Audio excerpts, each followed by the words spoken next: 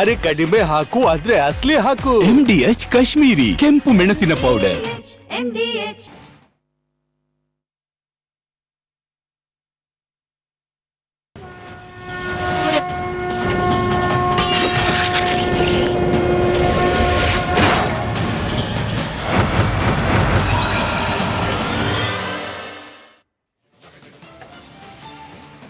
ಮಹಾಭಾರತದ ಈ ದಿನದ ಚರ್ಚೆಯಲ್ಲಿ ಫ್ರೀ ಕರೆಂಟಿಗೂ ಜಾತಿ ಲಿಂಕ್ ನಡೀತಾ ಇರೋದು ಪರಿಷ್ಕರಣೆಯೋ ಅಥವಾ ಇದರ ಹಿಂದಿದೆಯಾ ಯಾವುದಾದ್ರೂ ಹುನ್ನಾರ?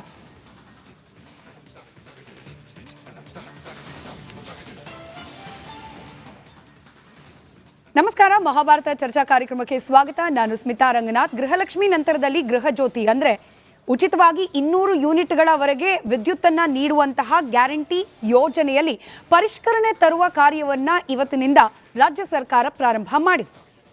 ಪರಿಷ್ಕರಣೆ ಆಗಬೇಕು ಅನ್ನೋದು ಡೇ 1.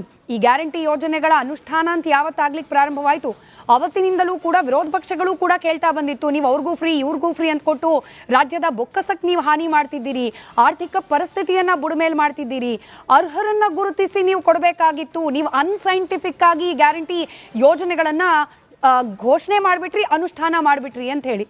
ಈಗ ವಿರೋಧ ಪಕ್ಷ ಹೇಳ್ತು ಅಂತಲೋ, ನಿಜವಾಗ್ಲೂ ಬೊಕ್ಕಸಕ್ಕೆ ಹಾನಿ ಆಗ್ತಿದೆ ಅಂತಲೋ, ಆರ್ಥಿಕ ಪರಿಸ್ಥಿತಿ ಬುಡಮೇಲೆ ಆಯಿತು ಅಂತಲೋ, ಒಟ್ಟಿನಲ್ಲಿ DK ಶಿವಕುಮಾರ್ ಅವರ ನೇತೃತ್ವದ ಸರ್ಕಾರ ಬಂದ ಮೇಲೆ, ಇದು ಹಿಂದೂ ಇತ್ತಂತೆ ಪರಿಷ್ಕರಣೆ ಮಾಡಬೇಕು ಅಂತ ಹೇಳಿ, ಬಟ್ DK ಶಿವಕುಮಾರ್ ಅವರ ನೇತೃತ್ವದ ಸರ್ಕಾರ ರಚನೆ ಆದಮೇಲೆ ಪರಿಷ್ಕರಣೆ ಅನ್ನೋದು ಒಂದೊಂದೇ ಗ್ಯಾರಂಟಿಗೆ ಶುರುವಾಗಿದೆ. ಪರಿಷ್ಕರಣೆ ಆಗಲಿ, ಅರ್ಹರಿಗೆ ಮಾತ್ರ ಫಲ ಸಿಗಲಿ. ಆದರೆ ಈ ಪರಿಷ್ಕರಣೆ ಮಾಡೋ ಸಂದರ್ಭದಲ್ಲಿ ತರಲಾಗ್ತಾ ಇರುವ ಒಂದಷ್ಟು ರೂಲ್ಸ್ಗಳು, ಈ ಪರಿಷ್ಕರಣೆ ಹಿಂದೆ ಬೇರೆ ಏನಾದರೂ ಲೆಕ್ಕಾಚಾರಗಳು ನಡೀತಾ ಇದೆಯಾ? ಬೇಡದೇ ಇರೋ ವಿಚಾರಗಳನ್ನು ಪರಿಷ್ಕರಣೆಯ ಹೆಸರಲ್ಲಿ ಏನಾದರೂ ಕಾಂಗ್ರೆಸ್ ತಂದು ತನಗೆ ಮುಂದೆ ರಾಜಕೀಯ ಲಾಭ ಆಗೋ ರೀತಿಯಲ್ಲಿ ಕ್ಷಮೆ ಇರಲಿ, ಆ ರೀತಿಯ ಲೆಕ್ಕಾಚಾರ ಮಾಡ್ತಾ ಇದೆಯಾ ಅನ್ನೋ ರೀತಿಯಲ್ಲಿ ಒಂದಷ್ಟು ಗೊಂದಲಗಳು ಹೇಳ್ತಾರೆ. ಇದಕ್ಕೆ ಬಹಳ ಪ್ರಮುಖವಾಗಿ ಕಾರಣವಾಗ್ತಿರೋದೇನು, ಈ ಫ್ರೀ ವಿದ್ಯುತ್ ಕೊಡೋ ವಿಚಾರಕ್ಕೆ ನಡೀತಾ ಇರುವ ಪರಿಷ್ಕರಣೆಯಲ್ಲಿ ಜಾತಿ ಅನ್ನೋ ಒಂದು ಅಂಶ ಇನ್ಕ್ಲೂಡ್ ಆಗಿರೋದು. ಅರೆ, ಉಚಿತವಾಗಿ ವಿದ್ಯುತ್ ಕೊಡಲಿಕ್ಕೂ ಜಾತಿಗೂ ಏನು ಸಂಬಂಧ? ಫ್ರೀ ಕರೆಂಟ್ ಬೇಕು ಅಂದವರು ಜಾತಿನ ಯಾಕೆ ಸೂಚಿಸಬೇಕು? ಈ ರೀತಿಯ ಚರ್ಚೆ ಶುರುವಾಗಿದೆ. ವಿರೋಧ ಪಕ್ಷ ಕೂಡ ಬೇಡದ ವಿಚಾರವನ್ನು ತಂದು ಪರಿಷ್ಕರಣೆ ಹೆಸರಲ್ಲಿ ಕಾಂಗ್ರೆಸ್ ಬೇರೆ ಏನೋ ಹುನ್ನಾರ ಮಾಡ್ತಿದೆ ಅನ್ನೋ ಅನುಮಾನ ವ್ಯಕ್ತಪಡಿಸಿದೆ. ಈ ಅನುಮಾನಗಳಿಗೆ ಫ್ರೀ ಕರೆಂಟ್ಗೂ ಜಾತಿಗೂ ಏನು ಸಂಬಂಧ ಅನ್ನೋ ನಿಟ್ಟಿನ ಪ್ರಶ್ನೆಗೆ ಉತ್ತರವನ್ನು ಕಂಡುಕೊಳ್ಳೋ ಪ್ರಯತ್ನ ಇವತ್ತಿನ ಮಹಾಭಾರತ ಚರ್ಚೆಯಲ್ಲಿ ಮಾಡೋಣ. ಚರ್ಚೆ ಪ್ರಾರಂಭಕ್ಕೆ ಮುಂಚೆ ಈ ಬಗ್ಗೆ ಒಂದು ವರದಿ ನಿಮ್ಮ ಮುಂದೆ.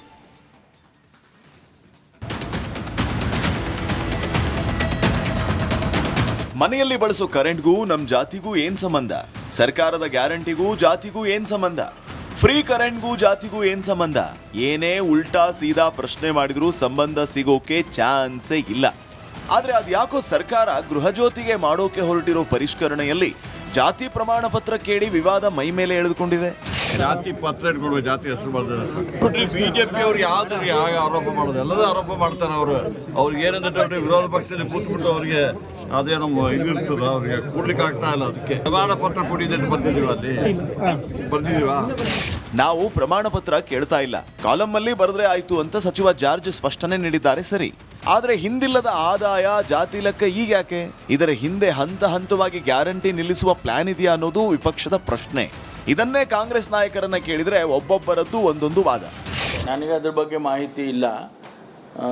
ಈಗ ಅದೇನು ಹಿಂದಿನ ನಾರಾಂಶ ಏನಿತ್ತು ಅದನ್ನು ಮುಂದುವರಿಸ್ತಾರೆ. ಈಗ ಎಲ್ಲಾದರೂ ಮೈ ಮರೆತು ನಮ್ಮವರು ನಮಗೆ ಗ್ಯಾರಂಟಿ ಬರ್ತಾ ಇದೆ, ನಮ್ಮ ಹೆಸರು ಇದೆ ಅಂಥೇಳಿ ಮೈ ಮರೆತು ಮನೇಲಿ ಕೂತ್ರೆ ಇವರು ಮತದಾರ ಪಟ್ಟಿಯಿಂದ ಹೆಸರು ತೆಗಿದ್ದಾರೆ. ಅದಕ್ಕೋಸ್ಕರ ಪುನಃ ಆ ಮತದಾರ ಪಟ್ಟಿ ನಡೆಯುವಾಗ ನಮ್ಮವರು ಸಹ ಪ್ರತಿ ಮನೆಗೆ ಹೋಗಿ ಯಾರು ಫಲಾನುಭವಿಗಳಿದ್ದಾರೆ, ನೈಜ ಫಲಾನುಭವಿಗಳಿದ್ದಾರೆ ಇಲ್ವಾ ಅನ್ನೋದನ್ನು ಕೂಡ ಮಾಡಬೇಕು ಅನ್ನೋದು ಮಾಡಿದ್ದಾರೆ.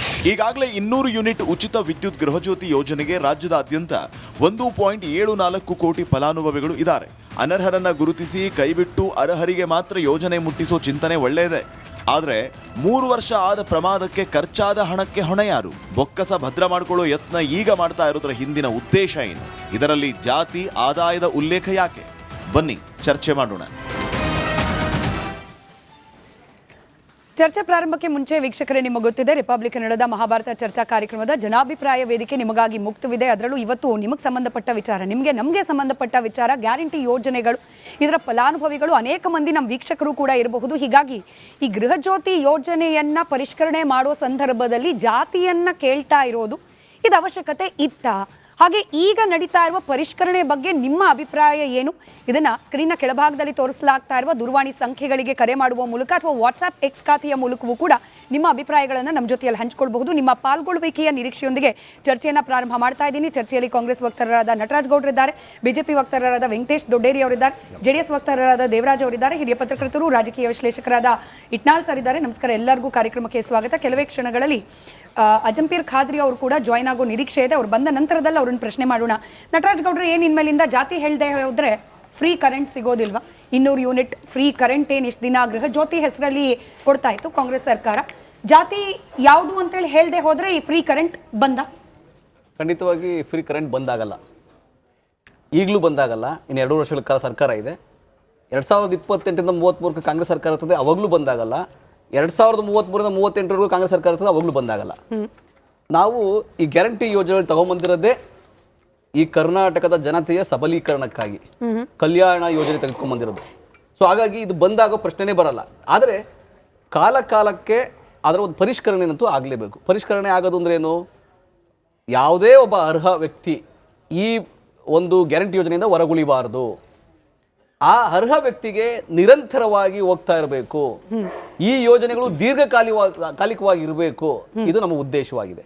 ಅಲ್ಲಿ ಪಾರದರ್ಶಕತೆನೂ ಇದೆ, ಇದರೊಳಗೆ ಏನು ಮುಚ್ಚುಮರದಿಲ್ಲ. ಆಮೇಲೆ ಒಂದು ಜಾತಿ ಕಾಲಂ ಸೇರಿಸಿದಕ್ಕಾಗಿ ಯಾರ್ದೋ ನಿಂತೋಗ್ತದೆ, ಅದೆಲ್ಲ ಸುಳ್ಳು. ಆಮೇಲೆ ನಿಲ್ಲೋದು ಇಲ್ಲ. ಆಮೇಲೆ ಪ್ರಮಾಣ ಪತ್ರ ಕೊಡೋ ಯಾವುದೇ ರೀತಿಯ ಪ್ರಮೇಯನೂ ಇಲ್ಲ, ಅಗತ್ಯನೂ ಇಲ್ಲ. ಅದನ್ನ ಮಂತ್ರಿಗಳೇ ಸ್ಪಷ್ಟವಾಗಿ ಹೇಳಿದ್ದಾರೆ. ಸೊ ಹಾಗಾಗಿ ಈಗ ಹೊಸದಾಗಿ ಎಲ್ಲರೂ ಅರ್ಜಿ ಹಾಕಬೇಕು. ಯಾಕಂದ್ರೆ ತುಂಬಾ ಜನ ಮೃತಪಟ್ಟವರು ಹೆಸರಲ್ಲೂ ಅದು ಯೋಜನೆ ಹಂಗೆ ಇದೆ. ಯಾರೋ ಶಿಫ್ಟ್ ಆದವ್ರದ್ದು ಯೋಜನೆ ಇದೆ, ಯಾರೋ ಮನೆ ಮಾರ್ಕೊಂಡ್ರು ಖಾಲಿ ಇದೆ, ಅವ್ರಿಗೆ ಯಾರೋ ಯೋಜನೆ ತೆಗೆದುಕೊಂತಾರೆ. ಆ ಥರ ಎಲ್ಲ ಇದ್ದಾಗ ಕೂಡ ಒಂದು ಪರಿಷ್ಕರಣೆ ಮಾಡಿ ಡೇಟಾವನ್ನ ಅಪ್ಡೇಟ್ ಮಾಡುವಂತ ಹೊಣೆಗಾರಿಕೆ ಖಂಡಿತವಾಗಿ ಎಸ್ಕಾಂಗಳಿರ್ತದೆ. ಕರೆಕ್ಟ್. ಸತ್ತವರು ಅಥವಾ ಅನರ್ಹರು ಇಂಥವರನ್ನ ಗುರುತಿಸುವ ನಿಟ್ಟಿನಲ್ಲಿ ಪರಿಷ್ಕರಣೆ ವ್ಯಾಲಿಡ್. ಈಗ 2 ಪೇಜ್ ಇದೆ ಸರ್ ಪ್ರಿಂಟ್ ಔಟ್. ಇದೇ ಏನಿದು ಪರಿಷ್ಕರಣೆಗೆ ಸಂಬಂಧಪಟ್ಟ ಪಟ್ಟಿಯನ್ನ ಇಟ್ಕೊಂಡು ಹೋಗ್ತಿದ್ದಾರೆ ಮನೆಗೆ. ಇದ್ರಲ್ಲಿ ಫಸ್ಟ್ ಪೇಜ್ ನಲ್ಲಿ ಒಂದು 7 ಪ್ರಶ್ನೆ. ಫಲಾನುಭವಿಗಳ ಏನು ಆಧಾರ್ ಸಂಖ್ಯೆ ಬೇಕು, ಆಧಾರ್ ಅಲ್ಲಿ ಇರುವಂತೆ ಅವರ ಹೆಸರು ಬೇಕು, ಹಾಗೆ ನೋಂದಣಿ ಸಂಖ್ಯೆ, ಮೊಬೈಲ್ ಸಂಖ್ಯೆ ಬೇಕು, ಇದೆಲ್ಲ ಓಕೆ. ಬಾಡಿಗೆದಾರರ ಅಥವಾ ಮನೆ ಮಾಲೀಕರ ಇದು ಡೀಟೇಲ್ಸ್ ಓಕೆ, ಇದು ಒಂದು ಹಂತಕ್ಕೆ ಓಕೆ. ಆದ್ರೆ 2ನೇ ಪೇಜ್ ನಲ್ಲಿ 9ನೇ ಕಲಂ ಬರುತ್ತಲ್ಲ ಸರ್, ಇದರಲ್ಲಿ ಏನ್ ತೋರಿಸಿದಿರಿ? ಫಲಾನುಭವಿಯ ವರ್ಗ ಸರಿಯಾದನ್ನ ಟಿಕ್ ಮಾಡಿ. SC-ನ, ST-ನ, OBC-ನ, ಅಲ್ಪಸಂಖ್ಯಾತರ ಇತರೆನ, ಇದನ್ನ ಗುರುತಿಸುವ ಮೂಲಕ ಅಥವಾ ಇದನ್ನ ಹಾಕುವ ಮೂಲಕ ನೀವು ಯಾವ ಅನರ್ಹರನ್ನ ಗುರುತಿಸಲಿಕ್ಕೆ ಹೊರಟಿದ್ದೀರಿ? SC-ಗಳ ಅನರ್ಹರ, ST-ಗಳ ಅನರ್ಹರ, OBC-ಗಳ ಅಥವಾ ಇತರರ? ಯಾರು ಅನರ್ಹರು? ನಿಮ್ಗೆ ಅನರ್ಹರನ್ನ ತೆಗಿಲಿಕ್ಕೆ ಈ ಕಾಲಂ ಯಾವ ರೀತಿ ಯೂಸ್ಫುಲ್ ಇದೆ ಅಥವಾ ಯಾಕೆ ಅವಶ್ಯಕತೆ ಇದೆ ಅಂತ? ಇಲ್ಲ, ಇದು ಯಾರನ್ನ ಅನರ್ಹ ಮಾಡಲಿಕ್ಕೆ ಅಥವಾ ಯಾರು ಫಲಾನುಭವಿಗಳನ್ನ ಗುರುತಿಸ್ಲಿಕ್ಕೆ ಇದು ಏನು ಯೋಚನೆ ಉಪಯೋಗ ಬರೋದಿಲ್ಲ. ನೀವು ಹೇಳ್ತಾರೆ ಈ ಕಾಲಂ ಬಂದು ಯಾರು SC, ST, OBC ಅಥವಾ ಹಿಂದುಳಿದವರು, ಮುಂದುವರೆದವರು, ಮೇಲ್ವರ್ಗದವರು, ಅದ್ರ ಬಗ್ಗೆ ಮಾಹಿತಿ ಅದೇನು ತಪ್ಪಿಲ್ಲ. ಅದರೊಳಗೆ ಅದರಿಂದ ಆ ಮಾಹಿತಿ ಕೊಡೋದ್ರಿಂದ ಏನು ತಪ್ಪಿಲ್ಲ. ಈಗ ಮುಂಚೆ ಏನಾಗ್ತಾ ಇತ್ತು ಅಂದ್ರೆ ಇಲ್ಲ ಕೇಳಿ, ಹೌದು, ಮುಂಚೆ ಏನಂದ್ರೆ ಈ ಗೃಹ ಜ್ಯೋತಿ ಬರೋಕ್ ಮುಂಚೆ ಇನ್ನೂ ಸಣ್ಣ ಯೋಜನೆಗಳು, ಏನೋ ವಾಲ್ಮೀಕಿ ಕುಟೀರ ಯೋಜನೆ ಅಂತ ಹೇಳಿ ST-ಗಳಿಗೆ, SC-ಗಳಿಗೆ ಬೇರೆ ಬೇರೆ ಯೋಜನೆಗಳಿದ್ದು, ಅವೆಲ್ಲವನ್ನ ಸೇರಿಸಿ ಒಂದು ಯೋಜನೆ ಮಾಡೋರೆ. ಇದರೊಳಗೆ ಏನು ಫಲಾನುಭವಿಗಳಿಗ ಯಾರ ಕನ್ಸಂಪ್ಷನ್ ಏನು ಅನ್ನೋದು ಒಂದು ಮಾಹಿತಿ ಸಿಗ್ತದೆ. ಈಗ ಫಾರ್ ಎಕ್ಸಾಂಪಲ್ ಏನಾಗಿದೆ ತಿಳ್ಕೊಂಡು, ಇಲ್ಲ ಸರ್ಕಾರ ನೋಡಿ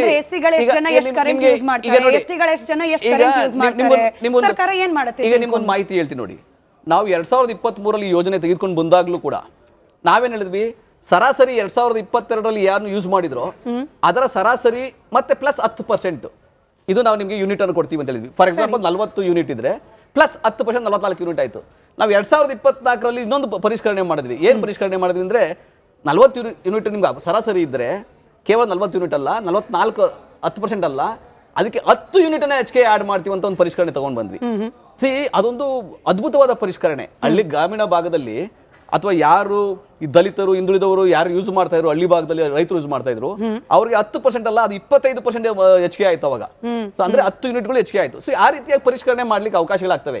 ಇನ್ನೊಂದೇನಂದ್ರೆ ಕೆಲವು ಸಮಯದಲ್ಲಿ ಈ ಮಾಹಿತಿಗಳಿದ್ರೆ, ನನ್ನ ಪ್ರಕಾರ ಅದನ್ನ ಯಾವ ಕಾರಣಕ್ಕಾಗಿ ಹಾಕಿದ್ದಾರೆ ಅನ್ನೋದಕ್ಕಿಂತ ಅದರಿಂದ ಏನು ತಪ್ಪಿಲ್ಲ ಅದ್ರೊಳಗೆ.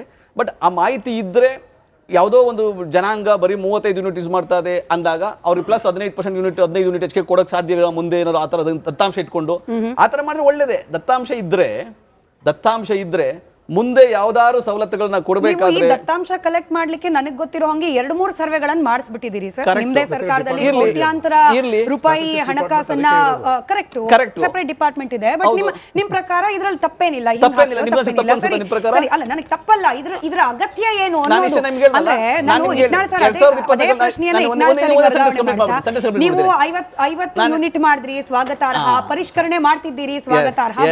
ಬೇಸಿಕ್ ಪ್ರಶ್ನೆ ಇಟ್ನಾಳ್ ಸರ್, ಈಗಾಯ್ತು, ಈ ದತ್ತಾಂಶವನ್ನ ಕಲೆ ಹಾಕಿ ಆಗುವ ಪ್ರಯೋಜನ ಏನು? ಒಂದೇ ಪ್ರಶ್ನೆ. ಅದಕ್ಕೆ ಅವರು ಅವ್ರದೇ ಆದ ರೀತಿಯಲ್ಲಿ ಸಮರ್ಥನೆ ಕೊಟ್ಟರು. ಅದು ನಮ್ಮ ವೀಕ್ಷಕರಿಗೆ ಕನ್ವಿನ್ಸ್ ಆಗಿದೆಯಾ ಬಿಟ್ಟಿದೆಯಾ ಅವ್ರಿಗೆ ಬಿಟ್ಬಿಡೋಣ. ಬಟ್ ಇದೆಲ್ಲದಕ್ಕಿಂತ ಬಹಳ ಮುಖ್ಯವಾಗಿ ಪರಿಷ್ಕರಣೆ ಆಗ್ತಿರೋದು ಯಾಕೆ? ಅನರ್ಹರನ್ನ ಗುರುತಿಸ್ಲಿಕ್ಕೆ ಅಂತ ಹೇಳಿ ಅವ್ರದೇ ಸರ್ಕಾರ ಪದೇ ಪದೇ, ನಮ್ದು ಸರ್ಕಾರ, ಅವ್ರ ಸರ್ಕಾರದ ಪ್ರತಿನಿಧಿಗಳು ಹೇಳ್ತಾ ಇರೋ ಸಂದರ್ಭದಲ್ಲಿ ಇಲ್ಲಿ ಜಾತಿ ಅನ್ನೋ ಒಂದು ಕಲಂ ಹಾಕಿ ಯಾವ ಅನರ್ಹರನ್ನ ಹುಡುಕುವ ಪ್ರಯತ್ನ ಮಾಡ್ತಿದೆ ಅನ್ನೋದು ಬೇಸಿಕ್ ಪ್ರಶ್ನೆ ಬಂದ್ಬಿಡುತ್ತೆ ಜನಕ್ಕೆ. ಈಗ ಅನೇಕ ಸರ್ತಿ ಕಾಂಗ್ರೆಸ್ಸಿನ ನಡೆಗಳಲ್ಲಿ ನಾನು ಗಮನಿಸ್ತೀನಂದ್ರೆ ಅವ್ರು ಏನನ್ನು ಮಾಡಿರ್ತಾರೆ ಅದರ ಸರಿಯಾದ ಕಾರಣಗಳು ಅವ್ರಿಗೆ ಸರಿಯಾಗಿ ಸ್ಪಷ್ಟನೆ ಇರೋದಿಲ್ಲ. ಈಗ ಈ ಜಾತಿ ಕಾಲಮ್ ಇದೆಯಲ್ಲ, ಐ ಆಮ್ ಜಸ್ಟ್ ಸ್ಪೆಕ್ಯುಲೇಟಿಂಗ್ ಹಿಯರ್.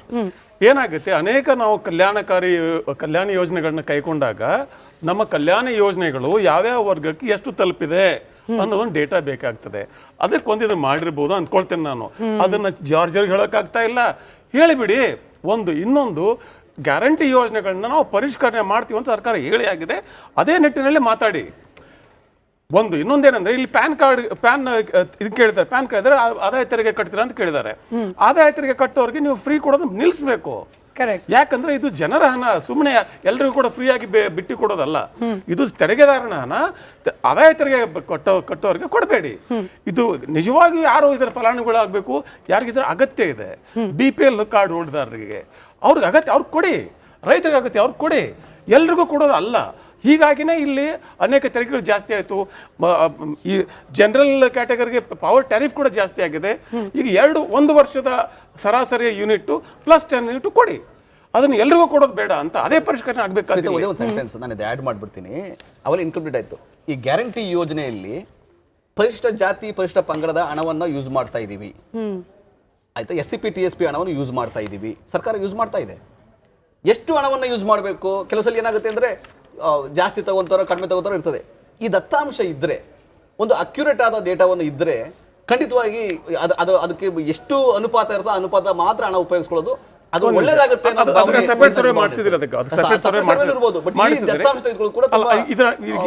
ಇನ್ನೊಂದು ಸೇರಿಸಿಬಿಡ್ತೇನೆ. ಈಗ SIR ನಡೀತಾ ಇದೆ. SIR ಬಗ್ಗೆ ಕರ್ನಾಟಕ ಸರ್ಕಾರಕ್ಕೆ, ಕಾಂಗ್ರೆಸ್ ಪಕ್ಷಕ್ಕೆ ಅನೇಕ ತಕರಾರುಗಳಿದ್ದಾವೆ. ಅದಕ್ಕೋಸ್ಕರ ಅವರೊಂದು ತಮ್ಮದೇ ಆದ ಒಂದು ಡೇಟಾಬೇಸ್ ಕ್ರಿಯೇಟ್ ಮಾಡ್ಕೊಂಡ್ರೆ ತಪ್ಪಲ್ಲ. ಅವ್ನು ಹೇಳ್ಬಿಡಿ. ಅದಕ್ಕೆ ಬಿಜೆಪಿ ಹಾಗೆ ವಿರೋಧ ಪಕ್ಷ JDSಗೆ ಅನುಮಾನ ಬರ್ತಿರೋದು ಅದೇ ಕಾರಣಕ್ಕೆ ಅಲ್ವಾ ದೊಡ್ಡೇರಿ ಸರ್? ಅಂದ್ರೆ ಹೆಸರು ಪರಿಷ್ಕರಣೆ, ಗ್ಯಾರಂಟಿಯ ಪರಿಷ್ಕರಣೆ, ಬೇರೆ ಬೇರೆ ಲೆಕ್ಕಾಚಾರಗಳು ಕೂಡ. ಮುಖ್ಯಮಂತ್ರಿಗಳು ಹೇಳಿದ್ರಲ್ಲ, ನೀವು ಮತದಾರ ಪಟ್ಟಿ ಹೆಸರುಗಳನ್ನು ನೀವು ಗ್ಯಾರಂಟಿ ಕಳ್ಕೊತೀರಿ. ಅದರರ್ಥ ಏನು? ಜನ ಮುತುವರ್ಜಿಯಿಂದ ಇದರ ಆಸಕ್ತಿ ವಹಿಸಿ ತಮ್ಮ ಹೆಸರನ್ನ ಖಚಿತಗೊಳಿಸಬೇಕು ಅಂತ. ಖಚಿತಗೊಳಿಸ್ಕೋಬೇಕು. ಅಕಸ್ಮಾತ್ ಏನು ಹೆಚ್ಚು ಕಡಿಮೆ ಆದ್ರೆ ಆಲ್ಟರ್ನೇಟಿವ್ ಡೇಟಾ ಬೇಕಲ್ಲ ಸರ್ಕಾರಕ್ಕೆ ಮಾತಾಡಕ್ಕೆ. Let them create, but be clear about it. ಮಂತ್ರಿಗಳಿಗೂ ಸ್ಪಷ್ಟತೆ ಇಲ್ಲ ಅಂದ್ರೆ ನಾನು ಸ್ಪಷ್ಟವಾಗಿ ಹೇಳಿದ್ದೀನಿ. ಮಂತ್ರಿಗಳು ಹೇಳಿದ್ರು, ಕರೆಕ್ಟಾಗಿ ಹೇಳಿದ್ರು ಅವರು. ಅದರಿಂದ ಏನು ತೊಂದರೆ ಇಲ್ಲ. ಮಂತ್ರಿ ಹೇಳಿಲ್ಲ ಸರ್, ಅವ್ರು ಕೇಳಿದ್ದು ನಾವು ಕಡ್ಡಾಯವಾಗಿ ಪ್ರಮಾಣ ಪತ್ರ ಕೇಳ್ತಾ ಇಲ್ಲ. ವೆಂಕಟೇಶ್ ದೊಡ್ಡೇರಿ ಸರ್, ಇವಾಗ ಜಾತಿ ಆಧಾರದ ಮೇಲೆ ಅನರ್ಹತೆಯನ್ನ ನಿರ್ಧಾರ ನಾವು ಮಾಡ್ತಿಲ್ಲ. ಆದ್ರೆ ಇದೊಂದು ಡೇಟಾ ಬೇಸ್ ಇದ್ರೆ ನಮ್ಗೆ ಅನುಕೂಲಪ್ಪ. ಹಂಗಾಗಿ ಹೆಂಗೂ ಮಾಡ್ತಿದೀವಿ, ಹೆಂಗೂ ಫಾರ್ಮ್ ಕೊಡ್ತಾ ಇದೀವಿ, ಮನೆಗೆ ತಲುಪಿಸ್ತಾ ಇದೀವಿ. ಅದ್ರಲ್ಲಿ ಜಾತಿನೂ ಕೇಳ್ಬಿಡ್ತೀವಿ, ಸಪರೇಟ್ ಡೇಟಾ ಬೇಸ್ ಮಾಡ್ಕೊಳ್ಬಿಡ್ತೀವಿ. ತಪ್ಪಿಲ್ಲ ವಾದದಲ್ಲಿ. ಕಾಂಗ್ರೆಸ್ ಪಕ್ಷ ತನ್ನ ಪ್ರಣಾಳಿಕೆಯಲ್ಲಿ ಪಂಚ ಗ್ಯಾರಂಟಿಗಳನ್ನು ಕೊಟ್ಟು ನಾನು ಮಾಡ್ತೀನಿ ಅಂತ ಹೇಳೋ ಸಂದರ್ಭದಲ್ಲಿ ತಮಗೆ ಒಂದು ದೊಡ್ಡ ವಾಕ್ಯ ಮಾಜಿ ಮುಖ್ಯಮಂತ್ರಿಗಳಿಗೆ ಗೊತ್ತಿದೆ ನಿಮಗೆ. ಮಾದೇವಪ್ಪ ನಿನಗೂ ಫ್ರೀ, ಕಾಕಾ ಪಾಟೀಲ್ ನಿನಗೂ ಫ್ರೀ. 2025-2025 ಗೃಹಲಕ್ಷ್ಮಿಗೆ ಮತ್ತು ಗೃಹ ಜ್ಯೋತಿಗೆ ಒಡಿಸಿದಂಥ ಇದರಲ್ಲಿ ಇದು ಯಾವುದೇ ಕಂಡೀಷನ್ ಇರಲಿಲ್ಲ. ಅವ್ರು ಹೇಳಿದ ಇಡೀ ರಾಜ್ಯದಲ್ಲಿ ಇರ್ತಕ್ಕಂಥ ಎಲ್ಲ ಜನರಿಗೂ ಕೂಡ ನಾವು ಕೊಟ್ಟು, ಫ್ರೀಯಾಗಿ ಕೊಟ್ಟು, ನೀವು ನಮ್ಮನ್ನು ಗೆಲ್ಲಿಸಿದ್ರೆ ನಾವು ಕೊಡ್ತೀವಿ ಅಂತ ಹೇಳಿದರು. ಗೆದ್ದು ಬಂದ ಮೇಲೆ ಅವ್ರು ಅದನ್ನ ಮರಿಲಿಕ್ಕೆ ಪ್ರಯತ್ನ ಮಾಡ್ತಿದ್ದಾರೆ, ಜನರನ್ನ ಮೋಸ ಮಾಡಲಿಕ್ಕೆ ಪ್ರಯತ್ನ ಮಾಡ್ತಿದ್ದಾರೆ. ಮೊದಲನೇದಾಗಿ ಹೇಳ್ತೀನಿ ನಾನು, ಇವರು ಮೊಟ್ಟ ಮೊದಲನಾಗಿ ಮಾಡಿದಂಥ ಕೆಲಸ ಏನಂತಂದ್ರೆ 11-15 ಲಕ್ಷ BPL ಕಾರ್ಡ್ನ ಡಿಲೀಟ್ ಮಾಡಿದಂಥದ್ದು.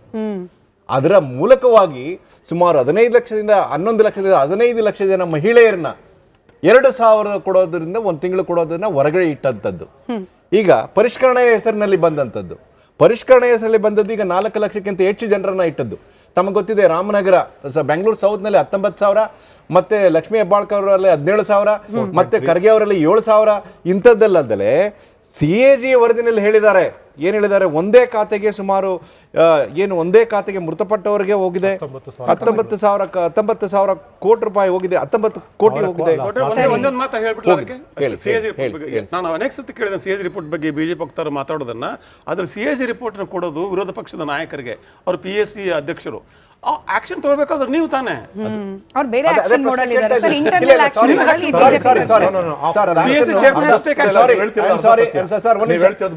PSC ಚೇರ್ಮನ್ ಆಕ್ಷನ್ ತಗೋಬೇಕಾಗಿದೆ. Chairman is opposition leader, but ಅದನ್ನ ಇಂಪ್ಲಿಮೆಂಟ್ ಮಾಡಬೇಕಾಗಿರೋದು action government not at the personal leader. PSC chairman can file an FIR. Sir ನಾನು ಹೇಳ್ತಿದ್ರೆ ಕಾನೂನು ಪ್ರಕಾರ ಈಗ CAG ರಿಪೋರ್ಟ್ ಮಾಡಿದ್ಮೇಲೆ ಅದನ್ನ ಅನುಷ್ಠಾನ ತರಬೇಕಾದ್ರು ರಾಜ್ಯ ಸರ್ಕಾರಗಳು. ಅದನ್ನ ಹೇಳ್ತೇವೆ, ಬನ್ನಿ ಮುಂದೆ ಹೇಳ್ತೀನಿ ನಿಮಗೆ, ಮಾಹಿತಿ ಕೊಡ್ತೀನಿ, ಅರ್ಧ ಮಾಹಿತಿ ಗೊತ್ತಿದೆ ನಿಮಗೆ. ಇಲ್ಲ, ನೀವು ಕರೆಕ್ಟ್ ಸರ್, ನೀವು ಹೇಳ್ತಿದ್ರಿ, ಇದನ್ನ ನಾವು ಸಪರೇಟ್ ಆಗಿ ಡಿಬೇಟ್ ಕೂಡ ಮಾಡ್ಬಿಟ್ಟಿದ್ದೀವಿ ವಿಚಾರಕ್ಕೆ. ಬಟ್ ಪ್ರಶ್ನೆ ದೊಡ್ಡೇರಿ ಸರ್, ಇವಾಗ ಪರಿಷ್ಕರಣೆ ಮಾಡಿ ಅರ್ಹರನ್ನ ಗುರುತಿಸಿ ಕೊಡಿ ಅಂತ ನಿಮ್ ಪಕ್ಷದವರು ಕೂಡ ಹೇಳ್ತಾ ಇದ್ರಿ, ಅದನ್ನೇ ಮಾಡ್ತಾ ಇದೆ ಸರ್ಕಾರ. ಇವಾಗ ಒಂದ್ ಜಾತಿ ಕಾಲಮ್ ಎಕ್ಸ್ಟ್ರಾ ಹಾಕಿದ್ರು, ತಪ್ಪೇನಿದೆ? ನಿಮ್ಗೆ ಆಗ್ಲೇ ನೋಡಿ, ಕಾಂತರಾಜ್ ವರದಿ ನಿಮ್ಮ ಹತ್ರ ಇದೆ, ಅದನ್ನ ನೀವು ತೆಗೆದು ನೋಡ್ಲೇ ಇಲ್ಲ. ನಾಯಕ್ ಅವರ ವರದಿ ಇದೆ, ನಾಗಮೋಹನ್ ದಾಸ್ ವರದಿ ಇದೆ, ಸದಾಶಿವ ಅವರ ವರದಿ ಇದೆ. ಈ ರಾಜ್ಯದಲ್ಲಿ ನೀವು ಕಾಂಗ್ರೆಸ್ನವರಿಗೆ ಜಾತಿ ಬಿಟ್ಟರೆ ಏನು ಬೇರೆ ಇಲ್ಲ. ಅವರಿಗೆ 101 ಜಾತಿಗಳನ್ನ ಈ ಒಂದು ಒಳ ಮೀಸಲಾತಿ ಇದರಲ್ಲಿ ವರ್ದ ಹಂಚಿ ಇಡೀ ರಾಜ್ಯದಲ್ಲಿ ಇರ್ತಕ್ಕಂಥ ಒಗ್ಗಟ್ಟಾಗಿರ್ತಕ್ಕಂಥ ಈ ಸಮುದಾಯಗಳನ್ನ ಛಿದ್ರ ಮಾಡಿದ್ರಿ. ಮತ್ತೆ ಈ ಒಂದು ಕಾಂತರಾಜ್ ವರದಿಗೆ 160 ಕೋಟಿ ರೂಪಾಯಿ ಖರ್ಚು ಮಾಡಿದ್ರೆ ಅದನ್ನ ಮಾಡ್ಲಿಲ್ಲ. ಮತ್ತೆ ಈ ಜಾತಿ ಇಟ್ಕೊಂಡು ಏನ್ ಮಾಡ್ಬೇಕು ಅಂತಿದ್ದೀರಿ ನೀವು? ಮೊದಲೇ ಹೇಳ್ಬೇಕಾಗಿತ್ತು, ನಿಮ್ಮ ಪ್ರಣಾಳಿಕೆಯಲ್ಲಿ ಹೇಳ್ಬೇಕಾಗಿತ್ತು, ನಾವು ಜಾತಿ ನೋಡಿ ನಮ್ಮ ಪಂಚ ಗ್ಯಾರಂಟಿಗಳು ಕೊಡ್ತಾ ಇದೀವಿ ಅಂದ್ರೆ ಬಹುತೇಕ ಜಾತಿಗಳು ಇವನ್ನ ಸಪೋರ್ಟ್ ಮಾಡ್ತಿರ್ಲಿಲ್ಲ. ಆ ವರದಿಗಳಿರೋದೇನು ಆರ್ಥಿಕ ಸಾಮಾಜಿಕ ಶೈಕ್ಷಣಿಕ ಸ್ಥಿತಿಗತಿಗಳನ್ನ ತಿಳ್ಕೊಳ್ಳೋಕೆ. ನಟರಾಜ್ ಗೌಡ್ರು ಕರೆಕ್ಟ್ ಆಗಿ ಹೇಳಿದ್ರು, ಯಾವ ವರ್ಗದವರು ಎಷ್ಟು ವಿದ್ಯುತ್ ಅನ್ನ ಉಪಯೋಗಿಸ್ತಾರೆ ಅನ್ನೋದ್ರ ಡೇಟಾಬೇಸ್ ಇಟ್ಕೊಂಡು ಮುಂದಿನ ದಿನಗಳಲ್ಲಿ ಅವ್ರಿಗೆ ಎಷ್ಟು ಅನುಪಾತದಲ್ಲಿ ದುಡ್ಡು ನೀಡಬೇಕು, ಎಷ್ಟು ಅನುಪಾತದಲ್ಲಿ ಯೋಜನೆಗಳನ್ನು ಮುಂದುವರಿಸಬೇಕು. ಇದನ್ನ ಈ ನಟರಾಜ್ ಗೌಡ್ರು ಹೇಳಿದ್ದೇನಂತಂದ್ರೆ, ಈ ದಲಿತರ ಹಣವನ್ನ ಏನು 50,000 ಕೋಟಿ ರೂಪಾಯಿನ ಕದ್ಕೊಂಡ್ರು ಪ್ರತಿ ವರ್ಷ 15,000ದಂಗೆ, ಅದಕ್ಕೊಂದು ಸಮಜಾಯಿಸಿ ಕೊಡಕ್ಕಷ್ಟೇ. ಶಕ್ತಿ ಯೋಜನೆ, ಮೋದಿ ಮತ್ತೆ RS ಬಗ್ಗೆ ನಿಮ್ಗೆ ಹೇಳಿದ್ರೆ ಊಟ ಕರಗೋದಿಲ್ಲ ನೋಡ್ರೆ, ನನಗೆ ಮಾತಾಡಕ್ ಬಿಡಿ ನೋಡ್ರೆ. ಮೋದಿ ಅವರು ಮಾಡಿದ್ರೆ ನಿಮ್ಗೆ ಊಟ ಕರಗೋದಿಲ್ಲ. ಪಕ್ಷದವ್ರು ನೀವು ಸ್ವಲ್ಪ ಸಂಯಮ ಇರಲಿ.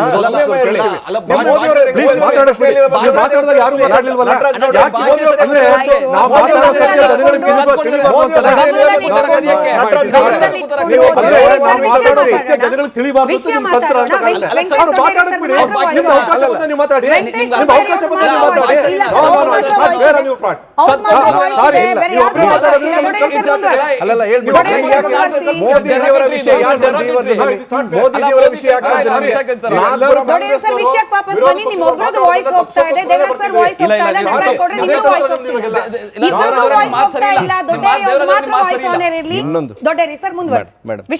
ಈ ವಿಷಯಕ್ಕೆ ಬರೋದಕ್ಕಿಂತ ಮೊದಲು ಒಂದು ಅತ್ಯಂತ ಪ್ರಮುಖವಾದ ವಿಷಯ ಹೇಳ್ಬೇಕಂತಂದ್ರೆ, 2025 ನಡೆದಂತ ಫೆಬ್ರವರಿ-ಮಾರ್ಚ್ ತಿಂಗಳಲ್ಲಿ 2 ತಿಂಗಳಿಗೆ ಕೊಡಬೇಕಾದಂತ 5,000 ಕೋಟಿ ರೂಪಾಯಿ ಮಹಿಳೆಯರಿಗೆ, ಈ ರಾಜ್ಯದ ಮಹಿಳೆಯರಿಗೆ ತಲುಪಿಲ್ಲ.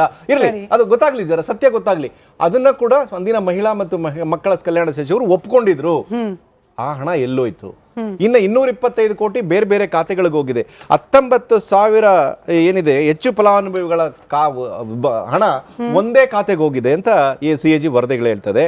ಸೊ ಹಾಗಾಗಿ ಈಗ ಹೈಕೋರ್ಟ್ ಕೂಡ ನೋಟಿಸ್ ಕೊಟ್ಟಿದೆ. 5,225 ಕೋಟಿ ಏನಾಯ್ತು ಅಂತ ಹೇಳಿ ನಮ್ಮ ನಟರಾಜ್ ಗೌಡ್ರು ಈ ರಾಜ್ಯದ ಜನತೆಗೆ ಹೇಳಿ, ಅದು ಫಸ್ಟ್ ಹೇಳಿ ಅವರು.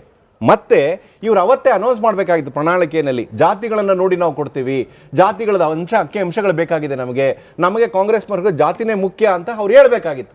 ಅವ್ರು ಯಾವ್ದು ಹೇಳಿಲ್ಲ. ಅವರು ಇವತ್ತು ಬಂದು ಜಾತಿ ಹೇಳ್ತಾರೆ. ಒಟ್ಟಾರೆ ಈಗ ಮೊದಲನೇದು ನಾನು ತಮಗೆ ಮೊದಲೇ ಹೇಳಿದೆ, 11ರಿಂದ 15 ಲಕ್ಷ BPL ಕಾರ್ಡ್ ಏನಾದ್ರು ಇವತ್ತು ಈ ರಾಜ್ಯದಲ್ಲಿ ಮಹಿಳೆಯರು ಕೊಟ್ಟಿದ್ರೆ ಅಷ್ಟು ಕುಟುಂಬಗಳಿಗೆ ಇವತ್ತು ಬೇರೆ ಬೇರೆ ಸೌಲಭ್ಯಗಳು ಸಿಗ್ತಾ ಇತ್ತು, ಗ್ಯಾರಂಟಿಗಳು ಸಿಗ್ತಾ ಇತ್ತು. ನೀವು ಅವ್ರನ್ನ ವಂಚನೆ ಮಾಡಿದ್ರಿ. ಇವರು ಫಸ್ಟ್ ಇವರಿಗೆ ಈ ರಾಜ್ಯದ ಜನತೆಯ ಬಗ್ಗೆ ಕಾಳಜಿ ಇದ್ರೆ ಮೊದಲು ಇವರು BPL ಕಾರ್ಡ್ ನಾಳೆ ಕೊಡ್ಲಿ, ಆಮೇಲೆ ಸರ್ವೆ ಮಾಡ್ಲಿ. ಇವ್ರ ಜಾತಿ, ಸಬ್ ಜಾತಿ, ಉಪಜಾತಿ ಎಲ್ಲ ತಗೊಳ್ಳಿ. ಇವರು ಯಾಕೆ ತಗೊಳ್ಳೋದಿಲ್ಲ? ನಾವೇನು ಕಡ್ಡಾಯವಾಗಿ ಪ್ರಮಾಣ ಪತ್ರ ನಾವೇನು ಕಡ್ಡಾಯವಾಗಿ ಜಾತಿ ಪ್ರಮಾಣ ಪತ್ರ ಕೊಡಬೇಕು ಅಂತ ಹೇಳಿಲ್ಲ, ಜಾತಿ ಕಾಲಮ್ ಅಲ್ಲಿ ಕಂಪಲ್ಸರಿ ಬರಿಬೇಕು ಅಂತಲೂ ಹೇಳಿಲ್ಲ. ಅದ್ರಲ್ಲಿ ಒಂದು ಅನ್ನೋ ರೀತಿಯಲ್ಲಿ ಕೊಟ್ಟಿದ್ದೀವಿ, ಅವ್ರು ಮೆನ್ಷನ್ ಮಾಡ್ಲಿ, ಅದೊಂದು ಡೇಟಾ ಬೇಸ್ ಆಗುತ್ತೆ. ಇದು ಸರ್ಕಾರದ ವಾದ ಇರುವಾಗ ಯಾವುದೋ ಒಂದು ಸಮುದಾಯವನ್ನ ಹೊರಗಿಡುವ ಪ್ಲಾನಿಂಗ್ ಇದು ಅಂತ ಹೇಳಿ ವಿರೋಧ ಪಕ್ಷಕ್ಕೆ ಯಾಕೆ ಅನಿಸ್ತಿದೆ? ನಾನು ಈ ಪರ್ಟಿಕ್ಯುಲರ್ ಪ್ರಶ್ನೆಯನ್ನ ವಿರೋಧ ಪಕ್ಷ ನಾಯಕರ ಟ್ವೀಟ್ ನಿಂದನೇ ತೆಗೆದು ಹೇಳ್ತಾ ಇದ್ದೀನಿ. ಯಾರನ್ನು ಹೊರಗಿಡುವ ಪ್ಲಾನ್ ಇದು ಅನ್ನೋದು ವಿರೋಧ ಪಕ್ಷಕ್ಕೆ ಯಾಕೆ ಅನಿಸ್ತಿದೆ? ಅಲ್ಲ ಅಮ್ಮ, ಈಗ ಏನಾಗಿದೆ ಅಮ್ಮ, ಇದ್ರ ಪ್ರಾರಂಭದಿಂದನೇ ನೋಡಿ ನೀವು, ಗ್ಯಾರಂಟಿಗಳ ಚುನಾವಣೆ ಪೂರ್ವದಲ್ಲಿ ಗ್ಯಾರಂಟಿಗಳನ್ನು ಘೋಷಣೆ ಮಾಡಿದಂಥ ಸಂದರ್ಭದಲ್ಲಿ ಇವರು ಸಹಿ ಮಾಡೋಂಥ ಕಾರ್ಡ್ ಇವತ್ತು ಸಹ ಜೀವಂತವಾಗಿದೆ. ಆ ಕಾರ್ಡ್ ಎಲ್ಲ ಮನೆಗಳಲ್ಲೂ ಸಹ ಇದೆ. ಅವತ್ತು ಇವರ ನಾಲ್ಗೆಗಳ ಮೇಲೆ ಪಬ್ಲಿಕ್ ಮೀಟಿಂಗ್ಗಳಲ್ಲಿ ಬಂದಂಥ ಮಾತುಗಳೇನು, ನಿಶ್ಚಿತ, ಖಚಿತ, ಉಚಿತ ಅನ್ನೋ ಮಾತುಗಳನ್ನು ಇದೇ ಹಾಲಿ ಮುಖ್ಯಮಂತ್ರಿಗಳಂತೆ ಘನತೆವೆತ್ತ ಮುಖ್ಯಮಂತ್ರಿಗಳು ಎಲ್ಲ ಪಬ್ಲಿಕ್ ಮೀಟಿಂಗ್ಗಳಲ್ಲಿ ರಾಜ್ಯ ಕೇಳಿಸೋಕೆ ಹೋಗೋದ್ರಲ್ಲ, ಅವತ್ತು ನಿಮಗೆ ಈ ಪರಿಜ್ಞಾನ ಇರಲಿಲ್ವಾ?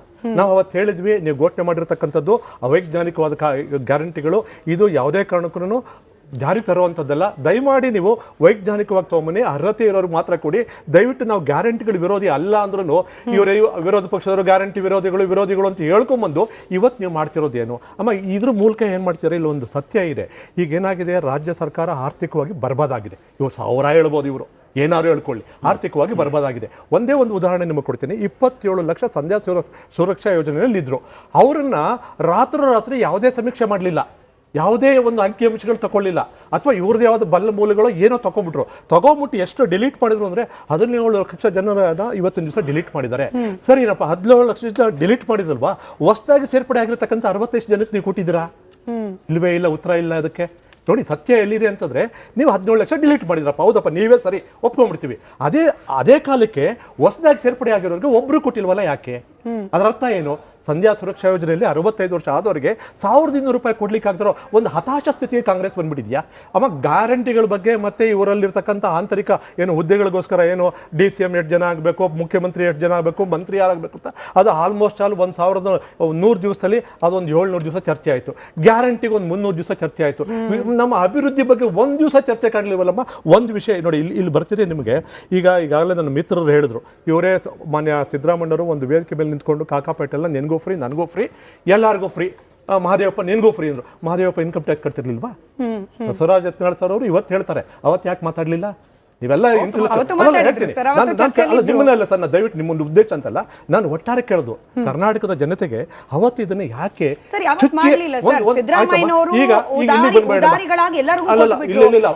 ಇದು ಯಾರ್ದೋ ದುಡ್ಡಲ್ಲಿ ನೀವು ಉದಾರಿ ಆಗೋದಲ್ಲ, ಕಂಡೋರ್ ದುಡ್ಡು ನೀವು ಉದಾರಿ ಆಗೋದಲ್ಲ, ನಾನು ಅದನ್ನ ಒಪ್ಪೋದಿಲ್ಲ. ನನ್ನ ಪ್ರಶ್ನೆ ಉದ್ದೇಶ ಏನು ಆಯ್ತು? ನೀವು ವಿರೋಧ ಪಕ್ಷದವ್ರು ನೀವೇ ಕ್ರೆಡಿಟ್ ತಗೊಳ್ಳಿ, ನಮ್ಮ ಸಲಹೆಯನ್ನ ಕಡೆಗೂ ಸ್ವೀಕಾರ ಮಾಡಿದೆಯಲ್ಲ ಸರ್ಕಾರ, ಪರಿಷ್ಕರಣೆ ಮಾಡಿ ಅರ್ಹರನ್ನ ಹುಡುಕ್ತಾ ಇದೆ. ನನಗೆ ಇವತ್ತು ಕಾಂಗ್ರೆಸ್ನವರು ರಾಜ್ಯದ ಮುಂದೆ ಒಪ್ಕೋಬೇಕು, ಕ್ಷಮೆ ಕೇಳಿ ಒಪ್ಕೋಬೇಕು.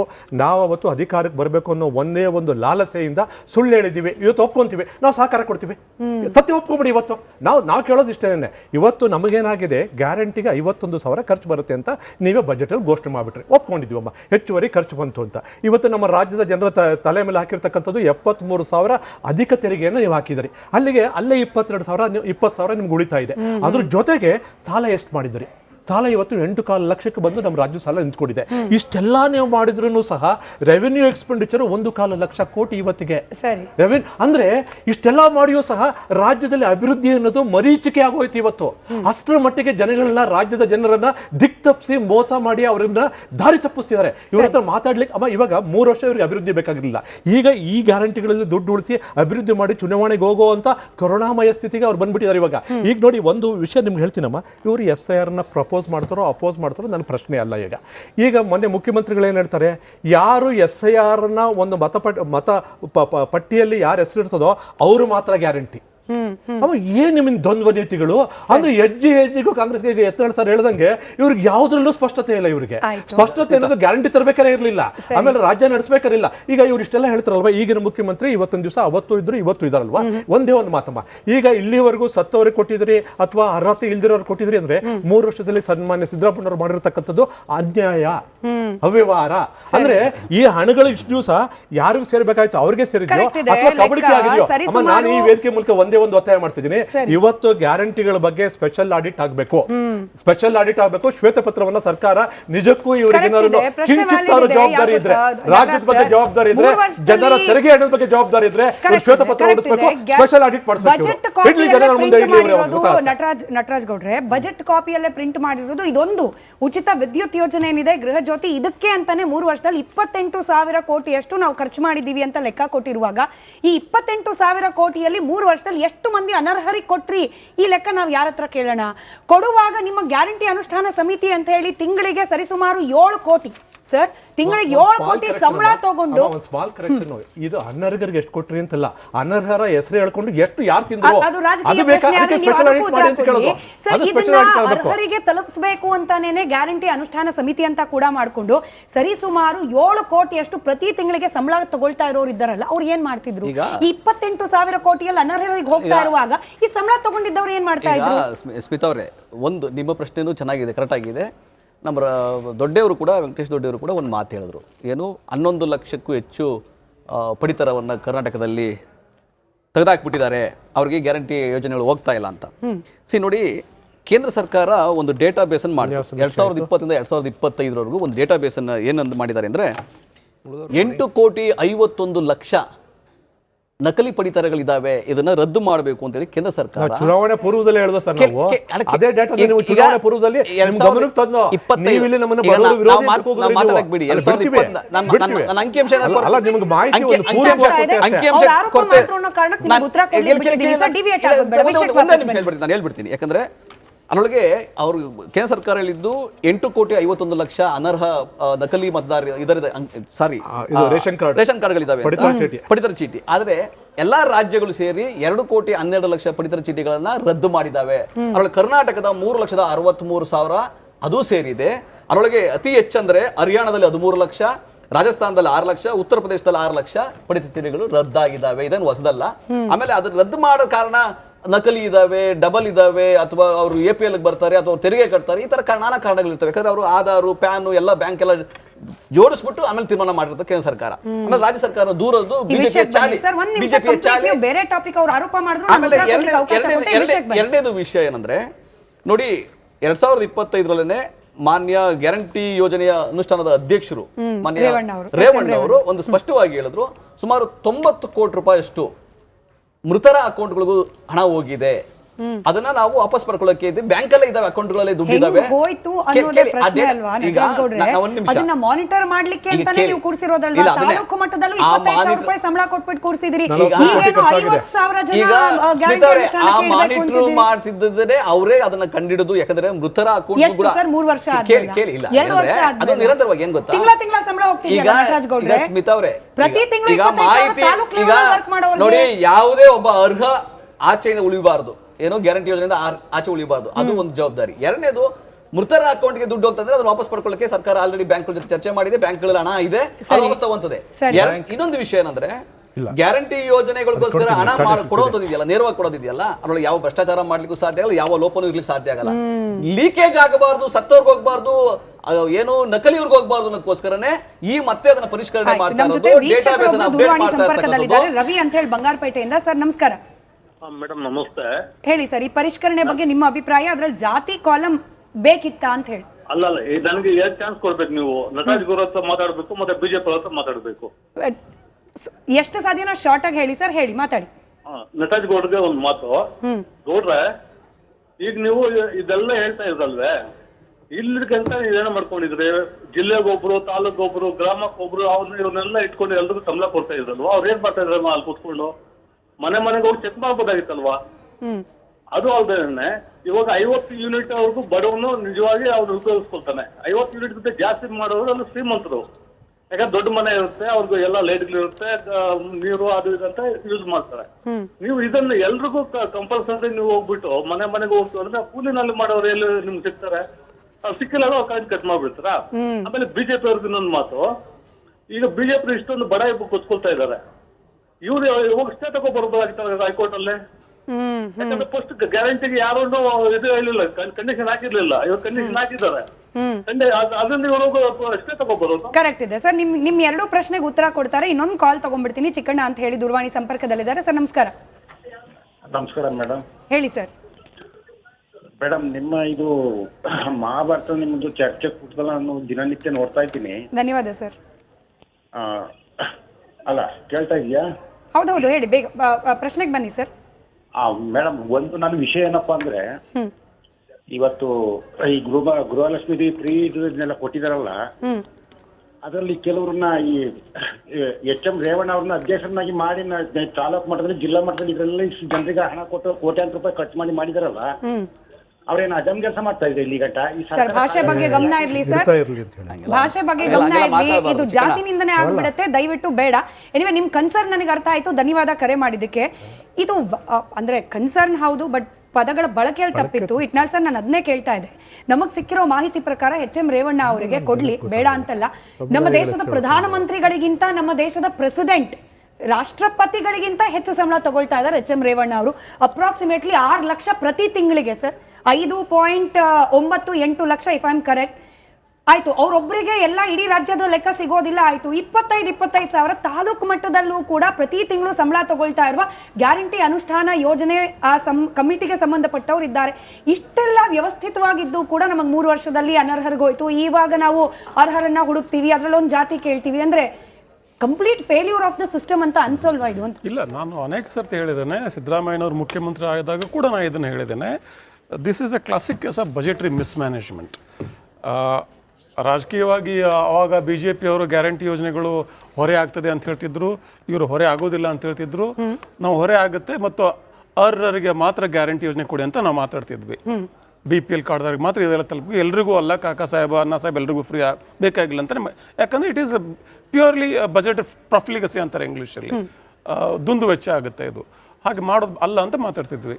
ಈಗ BJP ಅವರು ಮಾತಲ್ಲಿ ಒಪ್ಕೊಂಡಿರ್ಲಿಕ್ಕಿಲ್ಲ ಕಾಂಗ್ರೆಸ್ಸಲ್ಲಿ, ಬಟ್ ಕೃತಿಯಲ್ಲಿ ಒಪ್ಕೊಂಡಾಗಿದೆ ಈಗ. ಹೀಗಿರುವಾಗ ಮತ್ತೆ ಅದನ್ನೇ BJP ಅದನ್ನು ವಿರೋಧ ಮಾಡೋದು ನನಗೆ I don't know what is the logic they. But anyways, ಈ ಒಂದು ಗ್ಯಾರಂಟಿ ಯೋಜನೆಗಳ ಅನುಷ್ಠಾನಕ್ಕಿರುವ ಸಮಿತಿಗಳು, ಅದಕ್ಕಾಗಿರೋ ಖರ್ಚು ಮತ್ತು ಇದೆಲ್ಲ ಇದ್ದರೂ ಕೂಡ ಒಂದೇ ಆ ಖಾತೆಗೆ ಸಾವಿರಾರು ಫಲಾನುಭವಿಗಳು ಲಿಂಕ್ ಆಗಿರೋದು, ಇವೆಲ್ಲ ಭಾಳ ಸಂಶಯಾಸ್ಪದ ವಿಚಾರ ಇವು. ಹೀಗಿರುವಾಗ ಇದಕ್ಕೊಂದು ಎನ್ಕ್ವೈರಿ ಆಗಬೇಕು. ಅದಕ್ಕೆ ಹೇಳಿದ್ದೆ ನಾನು, ನೀವು ಆಡಿಟ್ ನಡೆಯುವಾಗ ಸರ್ಕಾರದ ಅಧಿಕಾರಿಗಳು ಎಕ್ಸ್ಪ್ಲೇನ್ ಕೊಡಬೇಕಾಗ್ತದೆ. ಆಡಿಟ್ ಆಫೀಸರ್ ಪ್ರತಿಯೊಂದು ಇಲಾಖೆಗೆ ಹೋಗ್ತಾರೆ, ಪ್ರತಿಯೊಂದು ಇಲಾಖೆಯಲ್ಲಿ ಆಡಿಟ್ ಅಬ್ಜೆಕ್ಷನ್ ರೈಸ್ ಮಾಡ್ತಾರೆ, ಅದನ್ನು ರೀಕನ್ಸೈಲ್ ಮಾಡೋದಕ್ಕೆ ಟೈಮ್ ಕೊಡ್ತಾರೆ. ಇದೆಲ್ಲ ಆದ ಮೇಲೆ PSC ಚೇರ್ಮನ್ಗೆ ರಿಪೋರ್ಟ್ ಕೊಡ್ತಾರೆ. PSC chairman has every privilege under law, right under law to file directly on FIR. ಸರಿ. ಹೀಗಿರುವಾಗ ಇಲ್ಲಿ ಎಲ್ಲರೂ ಕೂಡ ತಮ್ಮ ಪಾತ್ರವನ್ನು ಸರಿಯಾಗಿ ನಿರ್ವಹಣೆ ಮಾಡಬೇಕು, ಕೇವಲ ರಾಜಕೀಯ ಮಾತ್ರ ಮಾಡೋದಲ್ಲ. ಮತ್ತು ಈಗ ಈ ಗ್ಯಾರಂಟಿ ಯೋಜನೆ ಪರಿಷ್ಕರಣೆ ಆಗಿ ಕರ್ನಾಟಕ ಸರ್ಕಾರಕ್ಕೆ ದುಂದು ವೆಚ್ಚ ಉಳಿದು ಬಿಟ್ರೆ ಯಾರಿಗೆ ಅನುಕೂಲ? ತೆರಿಗೆದಾರನ ಹಣ ಸದ್ವಿನಿಯೋಗ ಆಗೋದಿಲ್ವಾ? Which we must all support. ಅದ್ರ ಜೊತೆಗೆ ಈ ಗ್ಯಾರಂಟಿ ಇದ್ರ ಬಗ್ಗೆ, ಗೃಹ ಜ್ಯೋತಿ ಬಗ್ಗೆ ಮಾತಾಡೋದಾದ್ರೆ ಅನೇಕ ಚರ್ಚೆಗಳಾಯ್ತಲ್ಲ, ಸತ್ತವರು ಹಾಗೆ ಹೀಗೆ ಅಂತೇಳಿ. ಗೃಹ ಜ್ಯೋತಿ ಯೋಜನೆ ಇರೋದು it's connected to the energy meter. ಆ ಮನೆ ಮಾಲೀಕ ಸತ್ರು ಕೂಡ ಮನೆ ಇರ್ತದೆ. ಇಲ್ಲ ಅಂದ್ರೆ ಇಲ್ಲಿ ಆರೋಪ ಬಂದಿದ್ದೇನು ಸರ್, ಕಮರ್ಷಿಯಲ್ ಪರ್ಪಸ್ಗೂ ಯೂಸ್ ಮಾಡ್ತಿದ್ದಾರೆ. ನೆಲಮಾಳಿಗೆಯಲ್ಲಿ ಒಂದ್ ಯಾವ್ದೋ ಮಳಿಗೆ ಇರುತ್ತೆ, ಅದಕ್ಕೆ ಗೃಹ ಅಂತ ಹೇಳಿ ಅದೆಲ್ಲವನ್ನು ವೆರಿಫೈ ಮಾಡಿ ನಾನು ಹೇಳ್ತಾ ಇರೋದು, it is again connected to meter. Correct, it's connected to energy meter. ಹೀಗಿರುವಾಗ ಯಾಕೆ ನಮಗೆ ಜಾತಿ ಇನ್ನಿತರ ದಾಖಲೆ ಬೇಕಾಗ್ತವೆ, ಇನ್ಕಮ್ ಡೇಟಾ ಬೇಕಾಗ್ತವೆ ಅಂದ್ರೆ ಅವ್ರು ಅರ್ಹ ಹೌದಾ ಅಲ್ವಾ, ಜೊತೆಗೆ ಈ ಯಾವ ವರ್ಗಗಳಿಗೆ ಎಷ್ಟು ನಾವು ಅನುಕೂಲ ಮಾಡಿಕೊಟ್ವಿ ಅನ್ನೋದು ಸರ್ಕಾರಕ್ಕೆ ಡೇಟಾ ಬೇಕದು. ಸರಿ, ನಮ್ಮ ಜೊತೆ ಅಜಂಪೀರ್ ಖಾದ್ರಿ ಅವರಿದ್ದಾರೆ, ಹೆಸ್ಕಾಂ ಅಧ್ಯಕ್ಷರು. ನಮಸ್ಕಾರ ಸರ್. ಖಾದ್ರಿ ಸರ್, ಧ್ವನಿ ತಲುಪ್ತಾ ಇದೆಯಾ? ಕೇಳಿಸ್ತದೆ. ನಮಸ್ಕಾರ. ಈ ಪರಿಷ್ಕರಣೆ ಓಕೆ, ಬಟ್ ಜಾತಿ ಯಾಕೆ ಅನ್ನೋದು ಪ್ರಶ್ನೆ. ಇಲ್ಲ, ಜಾತಿ ಅಂತ ಎಲ್ಲಿ ಹೇಳಿಲ್ಲ ಇದೆ ಸರ್. ಪರ ರಾಜ್ಯದವರು ಬಂದು ಬಿಟ್ಟು ಇಲ್ಲೇ ಆ ಯೋಜನೆ ತಗೊಂತಾ ಇದಾರಲ್ಲ, ಮಾನ್ಯ ಮುಖ್ಯಮಂತ್ರಿಗಳು, ಮಾನ್ಯ ಇಂಧನ ಸಚಿವರು ಅದೇ ಹೇಳ್ತಾ ಇದಾರೆ. ಮೊನ್ನೆ ತಾನೇ ಮಾನ್ಯ ಮುಖ್ಯಮಂತ್ರಿಗಳು ಮತ್ತು ಇಂಧನ ಸಚಿವರು ಪ್ಯಾಲೇಸ್ ಗ್ರೌಂಡ್ ನಲ್ಲಿ ಎಂಪ್ಲಾಯೀಸ್ ಪ್ರೋಗ್ರಾಮ್ ಅಭಿನಂದನಾ ಸಮಾರಂಭ ಇದ್ದ ಸಂದರ್ಭದಲ್ಲಿ ಹೊರ ರಾಜ್ಯದವರು ನಮ್ಮ ಯೋಜನೆ ತಗೊಂತಾ ಇದ್ದಾರೆ. ಹಾಗಾಗಿ ನಮ್ಮ ರಾಜ್ಯದವ್ರಿಗೆ ಯೋಜನೆ ಕೊಡಬೇಕು ಗೃಹ ಜ್ಯೋತಿ ಅನ್ನುವಂಥದ್ದು ನಮ್ಮ ಉದ್ದೇಶ. ಹಾಗಾಗಿ ಅದು ಪರಿಷ್ಕರಣೆ ಮಾಡ್ತಾ ಇಲ್ಲ, ಇದೀವಿ. ಉದ್ದೇಶ ಸರಿ ಇದೆ, ಬಟ್ ನನ್ನ ಕೈಯಲ್ಲಿ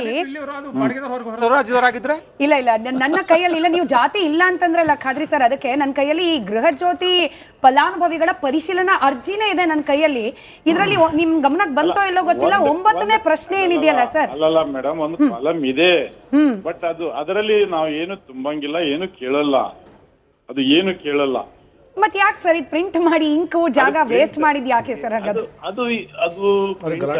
ಬಟ್ ಅದು ಜಾತಿ ಗೀತಿ ಕೇಳುವಂತದ್ದಿಲ್ಲ. ಎಲ್ಲಾ ಜಾತಿ ಎಲ್ಲಾ ಪಾರ್ಟಿಯವರಿಗೆ ಕೊಡ್ತಾ ಇದೀವಿ. ನಮ್ಮ ರಾಜ್ಯದ ಎಲ್ಲಾ ಜಾತಿಯವರು ಎಲ್ಲಾ ಪಾರ್ಟಿಯವರು ತಗೊಂತಾ ಇದಾರೆ ಗೃಹ ಜ್ಯೋತಿ. ಬರೀ ಕಾಂಗ್ರೆಸ್ನವರು ಅಥವಾ ಅವರು ಇವ್ರು ಅಂತಲ್ಲ. ಬಟ್ ಒಂದೇನು ನಮ್ಮ ಉದ್ದೇಶ, ಮಾನ್ಯ ಮುಖ್ಯಮಂತ್ರಿಗಳು ಇಂಧನ ಸಚಿವರ ಉದ್ದೇಶ ಏನು, ನಮ್ಮ ರಾಜ್ಯದ ಬೆನಿಫಿಷರೀಸ್ಗೆ ಮುಟ್ಟಬೇಕು, ನಮ್ಮ ರಾಜ್ಯದ ಬಡವರಿಗೆ ಮುಟ್ಟಬೇಕು, ನಮ್ಮ ರಾಜ್ಯದ ಫಲಾನುಭವಿಗಳಿಗೆ ಮುಟ್ಟಬೇಕು. ಈಗ ಬೇರೆ ಬೇರೆ ರಾಜ್ಯದಿಂದ ಲಕ್ಷಾಂತರ ಜನ ಬಂದು ವಾಸಿಸಿದ್ದಾರೆ. ಅವ್ರಿಗೆ ವಾಸಿಸ್ಲಿಕ್ಕೆ ನಾವು ಇರೋದಿಲ್ಲ, ಬಟ್ ನಮ್ಮ ಸ್ಕೀಮ್ಗಳು ನಮ್ಮ ಜನಕ್ಕೆ ಮುಟ್ಟಬೇಕು ಅನ್ನೋಂಥದ್ದು ಇಷ್ಟೇ ನಮ್ಮ ಉದ್ದೇಶ. ಆಯ್ತು ಸರ್, ನಮ್ಮ ಜೊತೆಯಲ್ಲಿ JDS ವಕ್ತಾರರಿದ್ದಾರೆ. ಒಂದು ಪ್ರಶ್ನೆ ನಿಮಗೆ ಕೇಳಬೇಕು ಅಂತಿದ್ದಾರೆ ದೇವರಾಜ್ ಸರ್. ಸರ್, ಈಗ ನಿಮಗೆ ಏನು ಇವತ್ತು ಈ ಉದ್ದೇಶ ಬಂದಿದೆ 3 ವರ್ಷ ಆದ್ಮೇಲೆ, ಈ ಯೋಜನೆಯನ್ನ ಜಾರಿಗೆ ತರೋಕ್ಕಿಂತ ಮೊದಲು ಈ ಉದ್ದೇಶ ನಿಮಗೆ ಬರ್ಲಿಲ್ವಾ? ತಮಗೆ ಒಳಿಲಿಲ್ವಾ ಇದು? ನೋಡಿ, ಇದರಲ್ಲಿ ಏನು ರಾಜಕಾರಣ ಇಲ್ಲ. ಅಲ್ಲ, ರಾಜಕಾರಣ ನೀವ್ಯಾಕೆ ರಾಜಕಾರಣ ತಿಳಿಸ್ತೀರಿ? ನಮ್ಮ ತೆರಿಗೆ ಹಣದ ಜವಾಬ್ದಾರಿ ಸ್ವಾಮಿ ನಿಮ್ಮ ಮೇಲೆ. ನನ್ನ ಮಾತು ಮೊದಲು ಕೇಳಿ. ಹೇಳಿ. ನೋಡಿ, ಯೋಜನೆ ಕೊಟ್ವಿ, ಕೊಟ್ಟ ನಂತರ ಹಂತ ಹಂತವಾಗಿ ಎಲ್ಲೆಲ್ಲಿ ಲೋಪ ಇದೆ, ಏನು ಸಮಸ್ಯೆ ಇದೆ ತಿಳ್ಕೊಂಡ್ ಮಾಡ್ತಾ ಇದೀವಿ. ಏಕಕಾಲಕ್ಕೆ ಎಲ್ಲ ಮಾಡಕ್ಕಾಗತ್ತೆ? ನೀವು ಮುಖ್ಯಮಂತ್ರಿ ಆದವರು, ಕುಮಾರಣ್ಣನು ಮುಖ್ಯಮಂತ್ರಿ ಆದವರು, ಎಲ್ಲ ಏಕಕಾಲಕ್ಕೆ ಪಾರದರ್ಶಕತೆ ಅಥವಾ ಪ್ರಾಮಾಣಿಕತೆ ಅಥವಾ ಏಕದಮ್ ಫಿಲ್ಟರ್ ಮಾಡಿ ಮಾಡ್ಯಾರ. ಅಲ್ಲ, ಗ್ಯಾರಂಟಿ ಮಾಡೋಕ್ಕಿಂತ ಮೊದಲು ಸಮೀಕ್ಷೆ ಎಲ್ಲಿ ಯಾವತ್ ಮಾಡಿದ್ರಿ ಹೇಳಿ ರಾಜ್ಯದಲ್ಲಿ? ಈಗ 2 ವರ್ಷ ಇದ್ದಾಗ ಮಾಡ್ತಿದ್ರಿ. ಸುಧಾರಣೆ ತರ್ತಾ ಇದೀವಿ ನಾವು. ಊರ್ ಕೊಳ್ಳೆ ಹೋದ್ಮೇಲೆ ದಿಡ್ಡಿ ಬಾಗ್ಲಾಕದ್ರಂತ ಹಾಗಾಯ್ತು ನಿಮ್ ಕತೆ. ಇದು ಸುಧಾರಣೆ ತರ್ತಾ ಇದೀವಿ. ಸುಧಾರಣೆ ಅಲ್ಲ, ಊರ್ ಕೊಳ್ಳೆ ಆದ್ಮೇಲೆ ದಿಡ್ಡಿ ಬಾಗ್ಲಾಕ್ತಿದ್ರಿ. ಜನಗಳ ತೆರಿಗೆ ಹಣ ಪೋಲ್ ಆದ್ಮೇಲೆ ದಿಡ್ಡಿ ಬಾಗ್ಲಾಕ್ತಿದ್ರಿ. ರಾಜ್ಯದವ್ರು ಬಂದ್ಬಿಟ್ಟು ಇವತ್ತು ಬೇರೆ ರಾಜ್ಯದವ್ರು ಅಂತಿದ್ರೆ ಇಷ್ಟು ದಿವಸ ಯಾಕೆ ಹೇಳಲಿಲ್ಲ? ಅದನ್ನ 3 ವರ್ಷ ಬೇಕಾಯ್ತಾ ಗೊತ್ತಾಗ್ಲಿಕ್ಕೆ? ಉತ್ತರ ಕೊಟ್ಬಿಡ್ಲಿ, ಅವ್ರು ಕನೆಕ್ಟೆಡ್ ಇರೋದೇ 2-3 ಪ್ರಶ್ನೆಗೆ. ಖಾದ್ರಿ ಸರ್, ನಿಜ ಅಲ್ವಾ 28,000 ಕೋಟಿ ನಾವು ಖರ್ಚು ಮಾಡಿದೀವಿ ಅಂತ ಹೇಳಿ ಸರ್ಕಾರ ಲೆಕ್ಕ ಕೊಡ್ತಿದೆ 3 ವರ್ಷದಲ್ಲಿ. ಈಗ ನೀವೇ ಹೇಳ್ತಿದ್ದೀರಿ ಸುಧಾರಣೆ ತರ್ತಿದೀವಿ ಅಂತ. ಹಂಗಾದ್ರೆ ಈ 3 ವರ್ಷದಲ್ಲಿ ಆದ ಅನಾಹುತ ಇದೆಯಲ್ಲ ಸರ್, ತೆರಿಗೆ ದುಡ್ಡು, ಅದಕ್ಕೆ ಯಾರು ಹೊಣೆ? ಸಹಜ ಪ್ರಶ್ನೆ ಇದು. ಅಲ್ಲ, ಅದು ನೋಡಿ ಆಗ್ತಾವ್ರೆ ರ್ಯಾಂಡಮ್ ಆಗಿ. ಈಗ ಎಲ್ಲರಿಗೆ ಘೋಷಣೆ ಮಾಡಿದ್ವಿ, ಎಲ್ಲರಿಗೆ ಬಡವರಿಗೆ ಕೊಡ್ಬೇಕಂತೇಳಿ. ಆ ಸಂದರ್ಭದಾಗ ಹೊರ ರಾಜ್ಯದವರು ಕನ್ಸಿಡರ್ ಆಗಿದ್ದಾರೆ, ಅವರು ತಗೊಂಡಿದ್ದಾರೆ. ಈಗ ಅವರು ಮನುಷ್ಯರೇ, ಮಾನವೀಯತೆ ದೃಷ್ಟಿಯಿಂದ ಅದು ಏನೋ ಆಗ್ಬಿಟ್ಟಿದೆ. ಈಗ ಪುನಃ ಸುಧಾರಣೆ ತಂದು ನಮ್ಮ ರಾಜ್ಯದವ್ರಿಗೆ, ನಮ್ಮ ರಾಜ್ಯದಲ್ಲಿ ಇರ್ತಕ್ಕಂಥವ್ರಿಗೆ ಕೊಡ್ಬೇಕನ್ನೋಂಥದ್ದು ಒಳ್ಳೆ ಉದ್ದೇಶ ಇದು. ಇದರಲ್ಲಿ ಯಾವ್ದು ರಾಜಕಾರಣ ಇಲ್ಲ, ಮತ್ತೊಬ್ಬರ ಮೇಲೆ ದ್ವೇಷ ಇಲ್ಲ. ಹೊರ ರಾಜ್ಯದವರು ಬಂದು ದುಡಿಯಾಕ್ ಬಂದಾರ, ಅವರು ದುಡಿಲಿ, ಅವರು ಬದುಕಲಿ ಇಲ್ಲೇ, ನಮ್ಮ ರಾಜ್ಯದಿಂದ ದುಡ್ಕೊಂಡು ಅವರು ಅಂತೂ ತನ್ನ ಉಂಡ್ಲಿ ಅನ್ನುವಂತ ಉದ್ದೇಶ ನಮ್ದು. ಆಯ್ತು sir, anyway thank you so much sir Republic Kannada ಜೊತೆಲಿ ಮಾತನಾಡಿದಕ್ಕೆ. ದೊಡ್ಡೇರಿ ಸರ್, ಇವತ್ತು BK ಹರಿಪ್ರಸಾದ್ ಅವರ ಸ್ಟೇಟ್ಮೆಂಟು ಬಹಳ ಇಂಟ್ರೆಸ್ಟಿಂಗ್ ಆಗಿತ್ತು. ರಿಪೋರ್ಟರ್ಸ್ ಕೇಳ್ತಾರೆ ಸರ್, ಹಿಂಗೆ ಜಾತಿ ಅಂತ ಪರಿಷ್ಕರಣೆ ಅಂತ ಗೃಹ ಜ್ಯೋತಿ ವಿಚಾರದಲ್ಲಿ ಅಂದಾಗ, ಇಲ್ಲ ನೋಡಿ ನಮ್ಮ ಜನರೇನಿದ್ದಾರೆ, ಕರ್ನಾಟಕದ ಜನರು ನನಗೆ ಗ್ಯಾರಂಟಿ ಬರ್ತಿದೆ ಅಂತ ಹೇಳಿ ಮೈ ಮರೆತುಬಿಟ್ಟು ಇದೇ ಪದ ಬಳಕೆ ಮಾಡಿದ್ದಾರೆ ಸರ್. ಮೈ ಮರೆತುಬಿಟ್ಟು ಆರಾಮಾಗಿ ಕೂತು ಬಿಟ್ರೆ ಅವ್ರ ಮತದಾರರ ಪಟ್ಟಿಯಿಂದ ತೆಗೆದಾಕ್ಬಿಡ್ತಾರೆ. ಅದಕ್ಕೇನೆ ಇವಾಗ SIR ಮಾಡ್ಲಿಕ್ಕೆ ಹೋಗ್ತಿದಾರಲ್ಲ, ಅದ್ರ ಜೊತೆಲೇ ನಾವು ಪರಿಷ್ಕರಣೆ ಕಳಿಸ್ತಿದೀವಿ. ಅದು ಇದು 2 ಮಾನಿಟರ್ ಸರ್. BLAಗಳು ಅಂತ ಹೇಳಿ ಕಾಂಗ್ರೆಸ್ ಪಕ್ಷದಿಂದ ಸಪರೇಟ್ ಅಪಾಯಿಂಟ್ ಮಾಡಿರ್ತಾರೆ SIR ಮಾನಿಟರ್ ಮಾಡ್ಲಿಕ್ಕೆ. ಅದ್ರ ಜೊತೆಯಲ್ಲಿ ಈ ಪರಿಷ್ಕರಣೆಗಿರೋದೇನೆ ಬೇರೆ ಜನ. ಈ ಎರಡನ್ನು ಕ್ಲಬ್ ಮಾಡಿ ನಾವೇನೋ ಎಡವಟ್ಟು ಮಾಡ್ತಿದೀವಿ ಅನ್ನೋ ಅರ್ಥದಲ್ಲಿ ಮಾತನಾಡ್ಬಿಟ್ರ BK ಹರಿಪ್ರಸಾದ್ ಅವರು, ಅಥವಾ ಅವ್ರು ಕನ್ಫ್ಯೂಸ್ ಆದ್ರ ಅನ್ನೋದು ಅನುಮಾನ. ನೋಡಿ, ರಾಜ್ಯ ಸರ್ಕಾರ 54,425 ಸರ್ಕಾರಿ ಅಧಿಕಾರಿಗಳನ್ನು ಇದಕ್ಕೋಸ್ಕರ ನೇಮಕ ಮಾಡಿದೆ. ಕಾಂಗ್ರೆಸ್ ಪಕ್ಷದ BLOಗಳು ಹೊರತಾಗಿ JDS ಮತ್ತು ಕಾಂಗ್ರೆಸ್ BJP ಅವರೆಲ್ಲರ ಹೊರತಾಗಿ ಕೇವಲ ಅಧಿಕಾರಿಗಳೇ 54,000 ಇದಂತೆ ಲೆಕ್ಕಪತ್ರಗಳು SIRಗೋಸ್ಕರ ಇದೆ. ಅಂದ್ರ ಮೇಲೆ ಅವ್ರ ಮೇಲೆ ಆದಂಥ ವಿಶ್ವಾಸ ಇಲ್ಲ. ಅದ್ರ ಜೊತೆಗೇನೆ ಒಟ್ಟಾರೆ ಏನಾದರೂ ಮಾಡಿ ಇದನ್ನು ಕೆಲವೋ ಒಂದು ವರ್ಗಕ್ಕೆ ತಪ್ಪಿಸ್ಬೇಕು ಅನ್ನೋ ಒಂದು ಒಟ್ಟಾರೆ. ಇವ್ರ ಹತ್ರ ನಮ್ಮ ಸ್ನೇಹಿತರು ಹೇಳಿರೋ ಪ್ರಕಾರ ಇವ್ರಿಗೆ ಹಣ ಇಲ್ಲ, ದಿವಾಳಿ ಆಗಿದೆ ಸರ್ಕಾರ. ಇವತ್ತು ನಡೆಸಲಿಕ್ಕೆ ನಿಜವಾಗ್ಲೂ ದಿವಾಳಿ ಆಗಿದೆ. ಯಾವುದೇ ಅಭಿವೃದ್ಧಿ ಕೆಲಸಗಳಾಗ್ತಿಲ್ಲ, ಇವರಿಗೆ ಹಣವನ್ನು ಕೊಡೋಕ್ಕಾಗ್ತಿಲ್ಲ. ಅದಕ್ಕೋಸ್ಕರ ಏನು ಮಾಡ್ತಿದ್ದಾರೆ, ಏನಾದರೂ ಮಾಡಿ ಹಂತ ಹಂತವಾಗಿ ಮೊದಲನೇದಾಗಿ BPL ಕಾರ್ಡ್ ತೆಗೆದ್ರು, APL ಕಾರ್ಡ್ ತೆಗೆದ್ರು, ನಂತರದಲ್ಲಿ ಈಗ ಗೃಹಲಕ್ಷ್ಮಿ ತೆಗೆದ್ರು. ಸುಮಾರು ಒಂದಷ್ಟು ತಿಂಗಳು ಕೊಡಲೇ ಇಲ್ಲ. ಈಗ ಇದಕ್ಕೆ ಕೊಡ್ಲಿಕ್ಕೆ ಮಾಡ್ತಿದ್ದಾರೆ. ಅಂದ್ರೆ ನಿಮ್ಮ ಉದ್ದೇಶ ಏನು ಸರ್? ಕೆಲವೊಂದು ಸಮುದಾಯವನ್ನ ಹೊರಗಿಡೋ ಪ್ರಯತ್ನ ಅಂದ್ರೆ ಏನ್ ಅರ್ಥ ಅದ್ರದ್ದು ಅಂತ? ಇವ್ರು ನೋಡಿ, ಈ ಇವರ ಒಳಮರ್ಮನೆ ಇನ್ನೂ ಅರ್ಥ ಆಗಲ್ಲ ನಮ್ಮ ಪಾಪ ದಲಿತರಿಗೆ ದಲಿತರಿಗೆ ಅರ್ಥ ಆಗಲ್ಲ. ಈ ದಲಿತರು ಬಹಳಷ್ಟು ಜನ ದಲಿತ ಸಮುದಾಯಗಳು ಕಾಂಗ್ರೆಸ್ನ ನಂಬಿ ಓಟ್ ಹಾಕಿದ್ರಿ ಈ ಸಾರಿ ಅವ್ರು ಮಾಡ್ತಾರೆ ಅಂತ. ಅವ್ರು ಈ ರೀತಿಯಾಗಿ ಹೆಚ್ಚಾಗಿರ್ತಕ್ಕಂಥವ್ರು BPL ಕುಟುಂಬ ಯಾರು ಹೇಳಿ? ದಲಿತರು. ಅವ್ರನ್ನ ಹಿಂದುಳಿದವರು ಅಥವಾ ಬಡವರು ಅಂತ ಇಟ್ಕೊಳ್ಳಿ. ಎಲ್ಲ ವರ್ಗದಲ್ಲೂ ಕೂಡ ಬಡವರು ಇದ್ದಾರೆ. ವಿಶೇಷವಾಗಿ ಪರಿಶಿಷ್ಟ ಜಾತಿ ಪರಿಶಿಷ್ಟ ವರ್ಗದವರು ಇದ್ದಾರೆ. ಅವ್ರ ಹಣನ ತಗೊಂಡು ನೀವು ಅವ್ರಿಗೆ ಕೊಟ್ರಿ. ಯಾವ ಉದ್ದೇಶಕ್ಕೋಸ್ಕರ SCP TSP ಹಣವನ್ನು ಇಡಲಾಗಿತ್ತು? ಅವರ ಆರ್ಥಿಕ ಮತ್ತು ಸಾಮಾಜಿಕ ಮತ್ತು ಶೈಕ್ಷಣಿಕ ಪರ್ಪಸ್ಗೆ ಇಡಲಾಗಿದ್ದ ಹಣವನ್ನು ತಗೊಂಡು ನೀವು ಬಸ್ ಕೊಡ್ತೀವಿ, ನೀವು ಆ ಗ್ಯಾರಂಟಿ ಕೊಡ್ತೀವಿ, ಈ ಗ್ಯಾರಂಟಿ ಕೊಡ್ತೀವಿ ಅಂತ ಹೆಣ್ಮಕ್ಳಿಗೆ 2,000 ಕೊಟ್ಟು ಅವ್ರ ಗಂಡದಿರ ಹತ್ರ 4,000 ರೂಪಾಯಿ ತಗೊಂಡು 75,000 ರೂಪಾಯಿ ನೀವು 51,000 ರೂಪಾಯಿ ಗ್ಯಾರಂಟಿ ಕೊಟ್ಟು 75,000 ರೂಪಾಯಿ ಸ್ಟ್ಯಾಂಪ್ ಅಲ್ಲಿ ಹಾಲಲ್ಲಿ ಇದ್ರಲ್ಲೆಲ್ಲ ಹೆಚ್ಚಿಗೆ ಮಾಡಿ ನೀರಿನಲ್ಲಿ ಹೆಚ್ಚಿಗೆ ಮಾಡಿ ಆಮೇಲೆ ನೀವು ಹಾಕುವಂತ ಬಿಲ್ಗಳಲ್ಲಿ ನೋಡಿ 2 ಸರಿ ಬರ್ತದೆ. ನೀವು ಆಗ್ತಕ್ಕಂಥ ಟ್ಯಾಕ್ಸ್ ಇಲ್ಲಿ ಬಿಲ್ ಇದೆ, ನಮ್ಮ ನಟರಾಜ್ ಗೌಡ್ರು ಕೊಡ್ತೀನಿ, ಅವ್ರ ಡಿಪಾರ್ಟ್ಮೆಂಟ್ ಮಾಡೋ ಕೆಲಸ ಸರಿ ಇದೆಯಾ ಇಲ್ವಾ ಅಂತ ಹೇಳಿ ಯಾವ್ದಾವುದೋ ಹಾಕಿ ಕಳಿಸ್ತಾ ಇರ್ತಾರೆ ಅವ್ರು. ಇಂಥ ಕೆಲಸಗಳನ್ನ ಮಾಡಕ್ಕೆ ಇವ್ರಿಗೆ ಯಾಕೆ ಆಗ್ಬಿಡ್ಲಿ? ನಮ್ಮ ಸ್ನೇಹಿತರು ಹೇಳಿರೋ ಪ್ರಕಾರ ಒಂದು ಮಾತು ಹೇಳ್ಬಿಡಿ, ಈ ರಾಜ್ಯದ ಜನತೆ ಮುಂದೆ ಮುಖ್ಯಮಂತ್ರಿಗಳು ಅಥವಾ ಯಾರೋ ಆಥರೈಸ್ ಪರ್ಸನ್ ಬಂದು ನಮ್ಮಲ್ಲಿ ತಪ್ಪಾಗಿದೆ, ನಾವು ಅಭಿವೃದ್ಧಿ ಮಾಡಕ್ ಆಗ್ತಾ ಇಲ್ಲ, ನಿಮಗೆ ಹಣ ಕೊಡಕ್ ಆಗ್ತಿಲ್ಲ, ದಯವಿಟ್ಟು ಕ್ಷಮಿಸಿ ನಮ್ಮನ್ನ. ಮುಖ್ಯಮಂತ್ರಿ DK ಶಿವಕುಮಾರ್ ಅವರ ಹೇಳಿಕೆ ದೇವರಾಜ್ ಸರ್ ನೀವು ಗಮನಿಸಿರ್ಬೋದು. ಈ ಪರಿಷ್ಕರಣೆ ವಿಚಾರಕ್ಕೆ ಸಂಬಂಧಪಟ್ಟಂತೆ ಹೇಳ್ತಾರೆ, ಈ ಗ್ಯಾರಂಟಿಗೆ ಅಂತ ಹೇಳಿ ನಾವೇ ನೆರವಿನ ಮೊತ್ತ ಕೊಟ್ಟಿರ್ತೀವಿ, ಅದು ಎಲ್ಲೆಲ್ಲಿ ಹೋಗ್ತಿದೆ ಅಂತಾನು ಮಾನಿಟರ್ ಮಾಡ್ಬೇಕಲ್ಲ. ಅವ್ರದೇ ಮಾತುಗಳ ಸರ್ ಇದು. ಬೇರೆ ರಾಜ್ಯಕ್ಕೆ ಹೋಗ್ತಾ ಇದೆಯಾ, ನಾನಾ ಬ್ಯಾಂಕ್ಗಳಿಗೆ ಹೋಗ್ತಾ ಇದೆಯಾ, ಸಾಲ ತೀರ್ಸಕ್ ಹೋಗ್ತಾ ಇದೆಯಾ, ಲಂಚಕ್ಕೆ ಹೋಗ್ತಿದ್ಯಾ, ಇದನ್ನೆಲ್ಲ ಮಾನಿಟರ್ ಮಾಡ್ಬೇಕಲ್ಲ, ಅದಕ್ಕೆ ಪರಿಷ್ಕರಣೆ ಮಾಡ್ತಿದ್ದೀವಿ. ಈಗ ಒಂದು ವಿಷಯ ನೀವು ಗಮನಿಸಬೇಕಿಲ್ಲಿ, ಇದಿಷ್ಟು ಮಾತ್ರ ಹೋಗ್ಲಿಲ್ಲ ನೋಡಿ. ಈ ಒಂದು ಗ್ಯಾರಂಟಿ ಸಮಿತಿ ಏನು ಮಾಡಿದ್ರು, ಉಸ್ತುವಾರಿ ಸಮಿತಿ ಮಾಡಿದ್ರಲ್ಲ, 43-46 ಕೋಟಿ ಇಲ್ಲಿವರೆಗೂ ಖರ್ಚು ಮಾಡಿದ್ರು. ಅವ್ರಿಗೆ ಅವ್ರ ಡ್ಯೂಟೀಸ್ ಅಂಡ್ ರೆಸ್ಪಾನ್ಸಿಬಿಲಿಟೀಸ್ ಇಲ್ಲಿವರೆಗೂ ಒಂದು ಆರ್ಡರ್ ಬರಲಿಲ್ಲ. ಆರ್ಡರ್ ಒಂದೇ ಒಂದು ಲೈನ್ ಇಲ್ಲ ಎಲ್ಲೂ ಸಹ. ನಾನು ಆರ್ಡರ್ ಕಾಪಿ ಸಹ ಇದೆ, ನಾನು ಬೇಕಾದ್ರೆ ಕೊಡ್ತೀನಿ.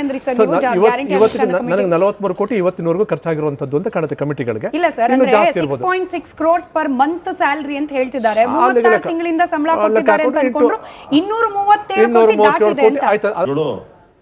ಮರಣ ಹೊಂದಿರೋರು ಕೂಡ ಟ್ಯಾಕ್ಸ್ ಪೇಯರ್ ಹಣ ಇದು ಆಗಬಾರ್ದು ಅಂತಲೇ ಅಲ್ವಾ ಸರ್ ಒಂದು ಕಮಿಟಿ ಮಾಡಿದ್ದು? ನಿಮ್ಮಂತ ದಕ್ಷರನ್ನ ಅಲ್ಲಿ ಅಧ್ಯಕ್ಷರು ಉಪಾಧ್ಯಕ್ಷರು ಮಾಡಿದ್ದು, ತಾಲೂಕ್ ಲೆವೆಲ್ ನಲ್ಲೂ ಕೂಡ ಅದನ್ನ ಮಾನಿಟರ್ ಮಾಡ್ಲಿಕ್ಕೆ ಅಂತ ಹೇಳಿ ಸಂಬಳ ಕೊಟ್ಟು, ಸರ್ಕಾರಿ ಸಂಬಳ ಕೊಟ್ಟಿಟ್ಟಿದ್ದು ಹಿಂಗಾಗಬಾರ್ದು ಅಂತಲೇ ಅಲ್ವಾ?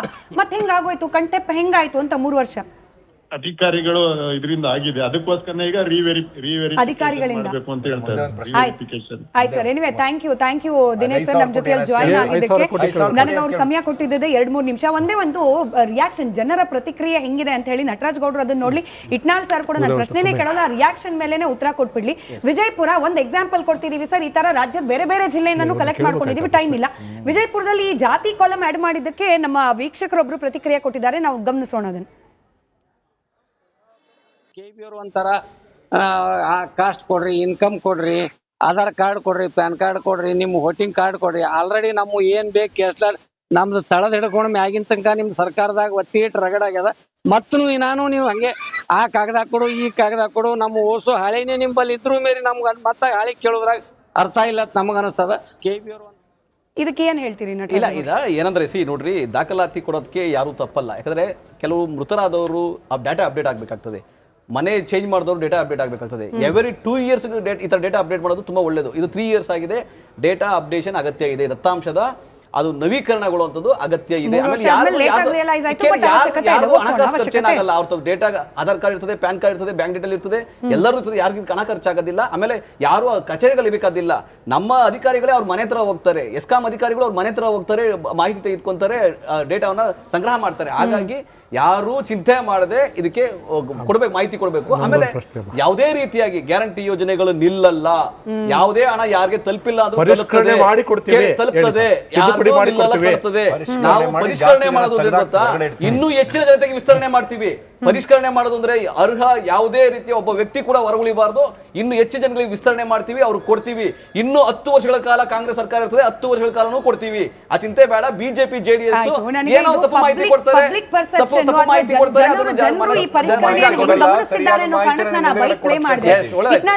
ಹಂಗೆ ಅನ್ಸುತ್ತೆ ಜನರಿಗೆ. ಕೊಡುವಾಗ ಚಿಕ್ಕ ಮಕ್ಳಿಗೆ ಚಾಕ್ಲೇಟ್, ಈ ಬೈಟ್ ನ ಮುಂದಿನ ಭಾಗ ಹಂಗೆ ಇತ್ತು ಸರ್. ಕರೆದು ಚಿಕ್ಕ ಮಕ್ಳಿಗೆ ನೀನು ತಗೋ ಅಂತ ಕೊಟ್ಬಿಟ್ರು. ಇವಾಗ ನೀನ್ ಯಾವ ಜಾತಿ ಅಂತ ಹೇಳೋ, ನೀನ್ ಇನ್ಕಮ್ ಎಷ್ಟು ಅಂತ ಹೇಳೋ, ಆಮೇಲೆ ನಾನು ಚಾಕ್ಲೇಟ್ ಕೊಡ್ತೀನಿ, ಹಿಂಗಿದೆ ಸರ್ಕಾರ. ಅದೇ ವ್ಯಕ್ತಿ ಮಾತನಾಡಿರೋದು, ಅದು ಪೂರ್ತಿ ಪ್ಲೇ ಮಾಡ್ಲಿಲ್ಲ ನಾವಷ್ಟು. ಜನಸಾಮಾನ್ಯರಿಗೆ ಆ ರೀತಿ ಕಾಣೋದು ಸಹಜ. ಆದರೆ ನೀವು ಒಂದು ಆಡಳಿತಾತ್ಮಕವಾಗಿ ನೋಡಿದಾಗ, ಸರ್ಕಾರದಿಂದ ನೋಡಿದಾಗ ಮತ್ತು ಒಟ್ಟಾರೆ ದೇಶದಲ್ಲಿ ಪರಿಸ್ಥಿತಿ ನೋಡಿ, ಇದು ಪರಿಷ್ಕರಣೆಯ ಪರ್ವ. ಇದು ಮತದಾರರ ಹಕ್ಕನ್ನು ಪರಿಷ್ಕರಣೆ ಮಾಡ್ತಿದ್ದಾರೆ, ಗ್ಯಾರಂಟಿಗೆ ಬೇಜನೂ ಪರಿಷ್ಕರಣೆ ಮಾಡಿ, ಅದ್ರ ಜೊತೆಗೆ ಎಲ್ಲ ರಾಜಕೀಯ ನಾಯಕರುಗಳ ಪ್ರಾಮಾಣಿಕತೆ, ನೈತಿಕತೆ ಅದನ್ನು ಪರಿಷ್ಕರಣೆ ಮಾಡಿ, ಅದು ಪರಿಷ್ಕರಣೆ ಮಾಡಿ, ಒಟ್ಟಾರೆ ಒಂದು ಬದಲಾವಣೆ ಬಂದು ದೇಶಕ್ಕೆ ಜನರಿಗೆ ಒಳ್ಳೇದಾದ್ರೆ ಅದು ವೆಲ್ಕಮ್ ಅಷ್ಟೇ. ನನಗೆ ಇರೋದೇ 30 ಸೆಕೆಂಡ್ಸ್ ಟೈಮ್ ಸರ್. ಇಲ್ಲ ಅಂತ ಹೇಳಿ ಅಂದ್ರೆ ಈ ಜಾತಿ ಆದಾಯದ ಅವಶ್ಯಕತೆ ಇರಲಿಲ್ಲ ಅಂತ 79% ಜನಕ್ಕೆ ಅನಿಸ್ತಾ ಇದೆ. ಅಮ್ಮ, ಖಂಡಿತವಾಗಿದ್ದು ಅನಪೇಕ್ಷಿತ, ಇದು ಮಾಡುವಂಥದ್ದಿಲ್ಲ, ಕೇಳುವಂಥದ್ದು ಆಗಿರಲಿಲ್ಲ. ಈಗ ಇದು 5 ಗ್ಯಾರಂಟಿಗಳು ಕೇಳಿದ್ರೆ ಶಕ್ತಿ ಯೋಜನೆಯಲ್ಲಿ ನೀವೇನಂತ ಕೇಳ್ತೀರಿ, ಯಾರನ್ನ ಕೇಳ್ತೀರಿ, ಹೇಗೆ ಹುಡುಕ್ತೀರಿ? ಇದಂತೂ ಮೂರ್ಖತನದ ಪರಮಾವಧಿ ಸರ್ಕಾರದ್ದು. ಒಂದೇ ಒಂದು ವಿಷಯ ಅಮ್ಮ, RBI ಹೇಳ್ತು, ನಬಾರ್ಡ್ ಹೇಳ್ತು, CAG ಹೇಳ್ತು, ಅವರೆಲ್ಲ ಕೊಟ್ಟಂತ ಎಲ್ಲ ಎಚ್ಚರಿಕೆಗಳನ್ನ ಕಡೆಗಣಿಸಿ ಧಿಕ್ಕರಿಸಿ ಇವತ್ತು ಆಡಳಿತವನ್ನ ನಡೆಸಂತವ್ರು. ಇಲ್ಲಿವರೆಗೂ 5,000 ಕೋಟಿ ಏನಾಯ್ತು ಅಂತ ಉತ್ತರ ಕೊಡ್ಲಿಕ್ಕೆ ಆಗದಿರೋ ಅಸಹಾಯಕ ಸರ್ಕಾರ ಇವತ್ತು ಎಲ್ಲಿದೆ, ಯಾರ ಅಕೌಂಟ್ಗೆ ಹೋಗಿದೆ, ಯಾರ ಖಾತೆಲಿದೆ, ಯಾರು ತಿಂದವರು ಅದನ್ನ ಮತ್ತೆ ಉತ್ತರ ಕೊಡ್ಲಿಲ್ವಲ್ಲ ಇಲ್ಲಿವರೆಗೂ. ಕೊಡಬೇಕಾಗಿರೋರ್ಗೆ ಇಲ್ಲಿವರೆಗೂ ಕೊಡ್ಲಿಲ್ವಲ್ಲ, ಕೊಡಬೇಕಾಗಿರೋರ್ಗೆ 5,000 ಕೋಟಿ ಇಲ್ಲಿವರೆಗೂ ಕೊಡ್ಲಿಲ್ವಲ್ಲ. ಯಾಕೆ ಕೊಡ್ಲಿಲ್ಲ ಇಲ್ಲಿವರೆಗೂ 5,000 ಕೋಟಿ? ಆಯ್ತು, ಎಷ್ಟು ತಿಂಗಳು ಆಯ್ತು ಅಲ್ಲಿಗೆ? ಎಷ್ಟು ತಿಂಗಳು ಆಯ್ತು ನೋಡೋಣ, ಎಷ್ಟು ತಿಂಗಳು ಆಯ್ತು? ದೇವರಾಜ್ ಸರ್ ಕೂಡ ಹೋಗ್ತಾರೆ, ದೊಡ್ಡೇರಿ ಸರ್ ಕೂಡ ಹೋಗ್ತಾರೆ ಅನ್ಕೊಂಡು ಅರ್ಹರಿಗೇನೆ ಯೋಜನೆಗಳ ಫಲ ಸಿಗಬೇಕು ಅನ್ನೋದು ನಿಜವೇ. ಆದ್ರೆ ಪರಿಷ್ಕರಣೆ ಹೆಸರಲ್ಲಿ ಗೊಂದಲಗಳು ಕ್ರಿಯೇಟ್ ಮಾಡಿದೆ. ಈಗ ನಾಳೆ ಬಸ್ ಹತ್ತಕ್ ಮುಂಚೆ ಜಾತಿ ಹೇಳ್ಬೇಕಾ, ನಾಳೆ ದಿನ ನಾವು ಯುವನಿಧಿ ತಗೊಳಕ್ ಮುಂಚೆ ಜಾತಿ ಹೇಳ್ಬೇಕಾ, ಹಿಂಗೆ ಗೊಂದಲಕ್ಕೆ ಕಾರಣ ಆಗದೆ ಇರೋ ರೀತಿಯಲ್ಲಿ ನೀವು ಕ್ಲಾರಿಟಿ ತಗೊಂಡು ಜನರಿಗೂ ಕ್ಲಾರಿಟಿ ಕೊಟ್ಟು ಪರಿಷ್ಕರಣೆ ಮಾಡಿ ಕ್ಲಿಯರ್ ಆಗಿ ಗ್ಯಾರಂಟಿಗಳನ್ನು ತಲುಪಿಸೋ ಪ್ರಯತ್ನ ಆಗಲಿ ಅಂತ ಆಶಿಸ್ತಾ ಕಾರ್ಯಕ್ರಮ ಮುಗಿಸ್ತಾ ಇದ್ದೀನಿ. ಧನ್ಯವಾದ ಎಲ್ರಿಗೂ ಚರ್ಚೆಯಲ್ಲಿ ಭಾಗಿಯಾಗಿದ್ದಕ್ಕೆ. ನೋಡ್ತಾ ಇರಿ ರಿಪಬ್ಲಿಕ್ ಕನ್ನಡ, ಇದು ನಿಮ್ಮ ಧ್ವನಿ.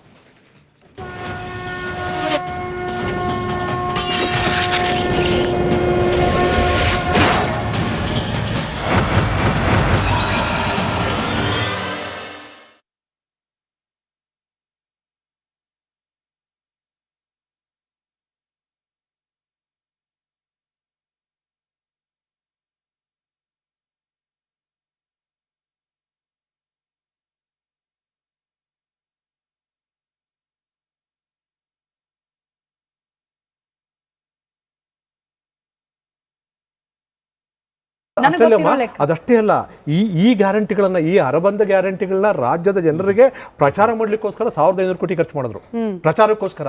ಅಂದ್ರೆ ಲೆಕ್ಕ ಇವರಲ್ಲಿ ಅದಕ್ಷತೆ, ಎಷ್ಟು ಅಕ್ಷಮ್ಯವಾದಂಥ ಅದಕ್ಷತೆ ಇತ್ತು ಅಂತಂದ್ರೆ ಇವ್ರು ಹೇಳೋ ಮಾತುಗಳಲ್ಲೇ ಗೊತ್ತಾಗುತ್ತೆ. ಯತ್ನಾಳ್ ಸರ್ ಹೇಳಿದ್ದು ಕರೆಕ್ಟು. ಇವ್ರು ಆಡ್ತಕ್ಕಂಥ ಯಾವುದೇ ಮಾತಲ್ಲೂ ಸಹ ಇವ್ರಿಗೊಂದು ಕ್ಲಾರಿಟಿ ಇರೋಲ್ಲ, ಸ್ಪಷ್ಟತೆ ಅನ್ನೋದು ಖಂಡಿತ ಕಾಂಗ್ರೆಸ್ಗೂ ಇರಲ್ಲ. ಯಾಕಿರಲ್ಲ ಅಂತಂದ್ರೆ ಉದ್ದೇಶಪೂರ್ವಕವಾಗಿರಲ್ಲ, ಅದನ್ನ ಇಟ್ಕೊಂಡು ಮಾತನಾಡಿ ಜನಗಳಲ್ಲಿ ಗೊಂದಲವನ್ನು ಸೃಷ್ಟಿ ಮಾಡಿ ಅದರಲ್ಲಿ ಬೇಳೆ ಬೇಯಿಸುವಂತ ಕೆಲಸಗಳು. ಇದು ವ್ಯವಸ್ಥಿತವಾಗಿ ಅವ್ಯಾಹತವಾಗಿ ಕಾಂಗ್ರೆಸ್ ನಡೆತಿರ್ತಕ್ಕಂಥ ಒಂದು ಷಡ್ಯಂತ್ರ ಇದು. ಈಗ ನಾವು ಹೇಳ್ತಕ್ಕಂಥದ್ದು ಇವಾಗ ನೋಡಿ ಅಮ್ಮ, ಇವಾಗ ನಿಮ್ಗೆ ಒಂದು ಬಂದ್ರೆ ಸನ್ಮಾನ್ಯ ಮುಖ್ಯಮಂತ್ರಿಗಳು ಹೇಳಿದ್ರು ಏನು SIR ಅಲ್ಲಿ ನಿಮ್ಮ ಹೆಸರಿರಲಿಲ್ಲ ಅಂದ್ರೆ ತೆಗೆದಾಕ್ತೀವಿ ಅಂತಕ್ಕಂಥದ್ದು ನೆಕ್ಸ್ಟ್ ಕಂಡೀಷನ್. ಈಗ ಅಲ್ಲಿಗೆ ಬಂತು ಅಂತಂದ್ರೆ ಸಪೋಸ್ ನಾವು ಇಲ್ಲಿವರೆಗೂ ಎಕ್ಸ್ಪೆಕ್ಟ್ ಮಾಡಿರೋ ಪ್ರಕಾರ ಅಂಕಿಅಂಶಗಳು ಸತ್ತವರು ಮತ್ತೆ 2 ಕಾರ್ಡ್ ಇಟ್ಕೊಂಡಿರೋರನ್ನ ಕೈ ಬಿಟ್ರೆ 45 ಲಕ್ಷ ಜನರನ್ನ ಕೈ ಬಿಡ್ಬೋದು ಅಂತ ಒಂದು ಅಂದಾಜು. ಅಲ್ಲಿಗೆ ಬಿಟ್ರೆ ಏನಾಗುತ್ತೆ, 45 ಲಕ್ಷ ಇಂಟು 5 kg ಲೆಕ್ಕ ಹಾಕೊಳ್ಳಿ, ಅಲ್ಲಿಗೆ ಎಷ್ಟಾಯ್ತು? 2,25,00,000 ಅಲ್ಲಿ ಉಳಿಸಿದ್ರಿ. ಈಗಾಗಲೇ 5 ಕೋಟಿ ಅಕ್ಕಿನ ಕೇಂದ್ರ ಸರ್ಕಾರದವ್ರು ಕೊಡ್ತಾವ್ರೆ ಹೊರತು ಇವ್ರು ಹೇಳ್ದಂಗೆ ಇವ್ರು ಯಾರು ಕೊಡ್ತಾ ಇಲ್ಲ. ಅದರಲ್ಲಿ ಏನು ಮಾಡ್ತಾವ್ರೆ, ಬೇರೆ ಏನೋ ಯಾವ್ಯಾವುದೋ ಕಾಳುಗಳೆಲ್ಲ ಕೊಟ್ಬಿಟ್ಟು 700 ಕೋಟಿ ಉಳಿಸಿಯಾರ. ಅದರಲ್ಲಿ ಉಳಿಸಿಯಪ್ಪ, ನಾವು ಅದನ್ನೇ ಮೊದಲು ಹೇಳಿದ್ದು.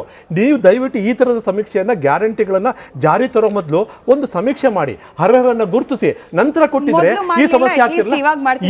ಈಗ ಮಾಡೋದಲ್ಲಮ್ಮ, ಇಲ್ಲಿವರೆಗೂ ಆಗಿರೋ ನಷ್ಟಕ್ಕೆ ಯಾರು ನೋಡೇ ಮಾಡಬೇಕು? ಇವಾಗ ಸಂಪರ್ಕದಲ್ಲಿದ್ದಾರೆ ಗ್ಯಾರಂಟಿ ಅನುಷ್ಠಾನ ಸಮಿತಿ ಉಪಾಧ್ಯಕ್ಷರು ಕೂಡ. ಸರ್ ನಮಸ್ಕಾರ.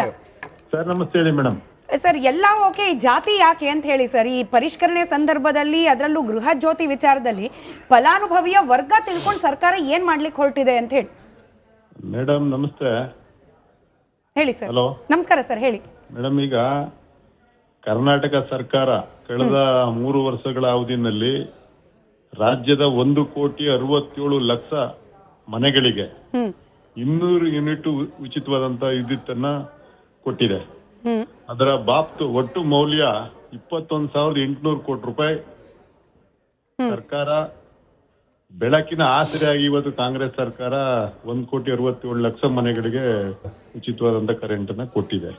ಅದರಲ್ಲಿ ಕೆಲವು ಒಂದೇ ಮನೆಯಲ್ಲಿ ಇಬ್ರು ಗಂಡರಿಗೂ 200 ಯೂನಿಟ್ ಫ್ರೀ, ಹೆಂಡತಿನೂ ಅದನ್ನ 200 ಯೂನಿಟ್ 2 ಮೀಟರ್ ಹೆಂಗೆ ಅಂತ ಸರ್, ಹೆಂಗಾಯ್ತು ಇದು ಅಂತ ಮೀಟರ್ ಮೇಲೆ, ಅವ್ರ ಎನರ್ಜಿ ಮೀಟರ್ ಮೇಲೆ ಡಿಸೈಡ್ ಆಗುತ್ತೆ ಹೊರತು ನಾಟ್ ಮನೆ ಮೇಲೆ, ವ್ಯಕ್ತಿ ಮೇಲೆ ಅಲ್ಲ.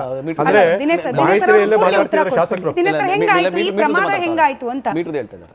ಒಂದ್ ಮನೆಯಲ್ಲಿ ಮೇಲ್ಗಡೆ ಮನೆನೂ ಇರುತ್ತಲ್ಲ ಮೇಡಮ್, ಅದ್ರಲ್ಲಿ NTS ಗೆ ಆ ಮೀಟರ್ ನಲ್ಲಿ ಅದಕ್ಕೂ ಫ್ರೀ ತಗೊಂಡಿದ್ದಾರೆ, ಇದಕ್ಕೂ ಫ್ರೀ. ಅಂದ್ರೆ ಒಂದು ಮನೆ ಒಂದು ಸಂಪರ್ಕ ಅಂತೇಳಿ ನಮ್ಮ ಯೋಜನೆಯ ಉದ್ದೇಶ ಮೇಡಮ್.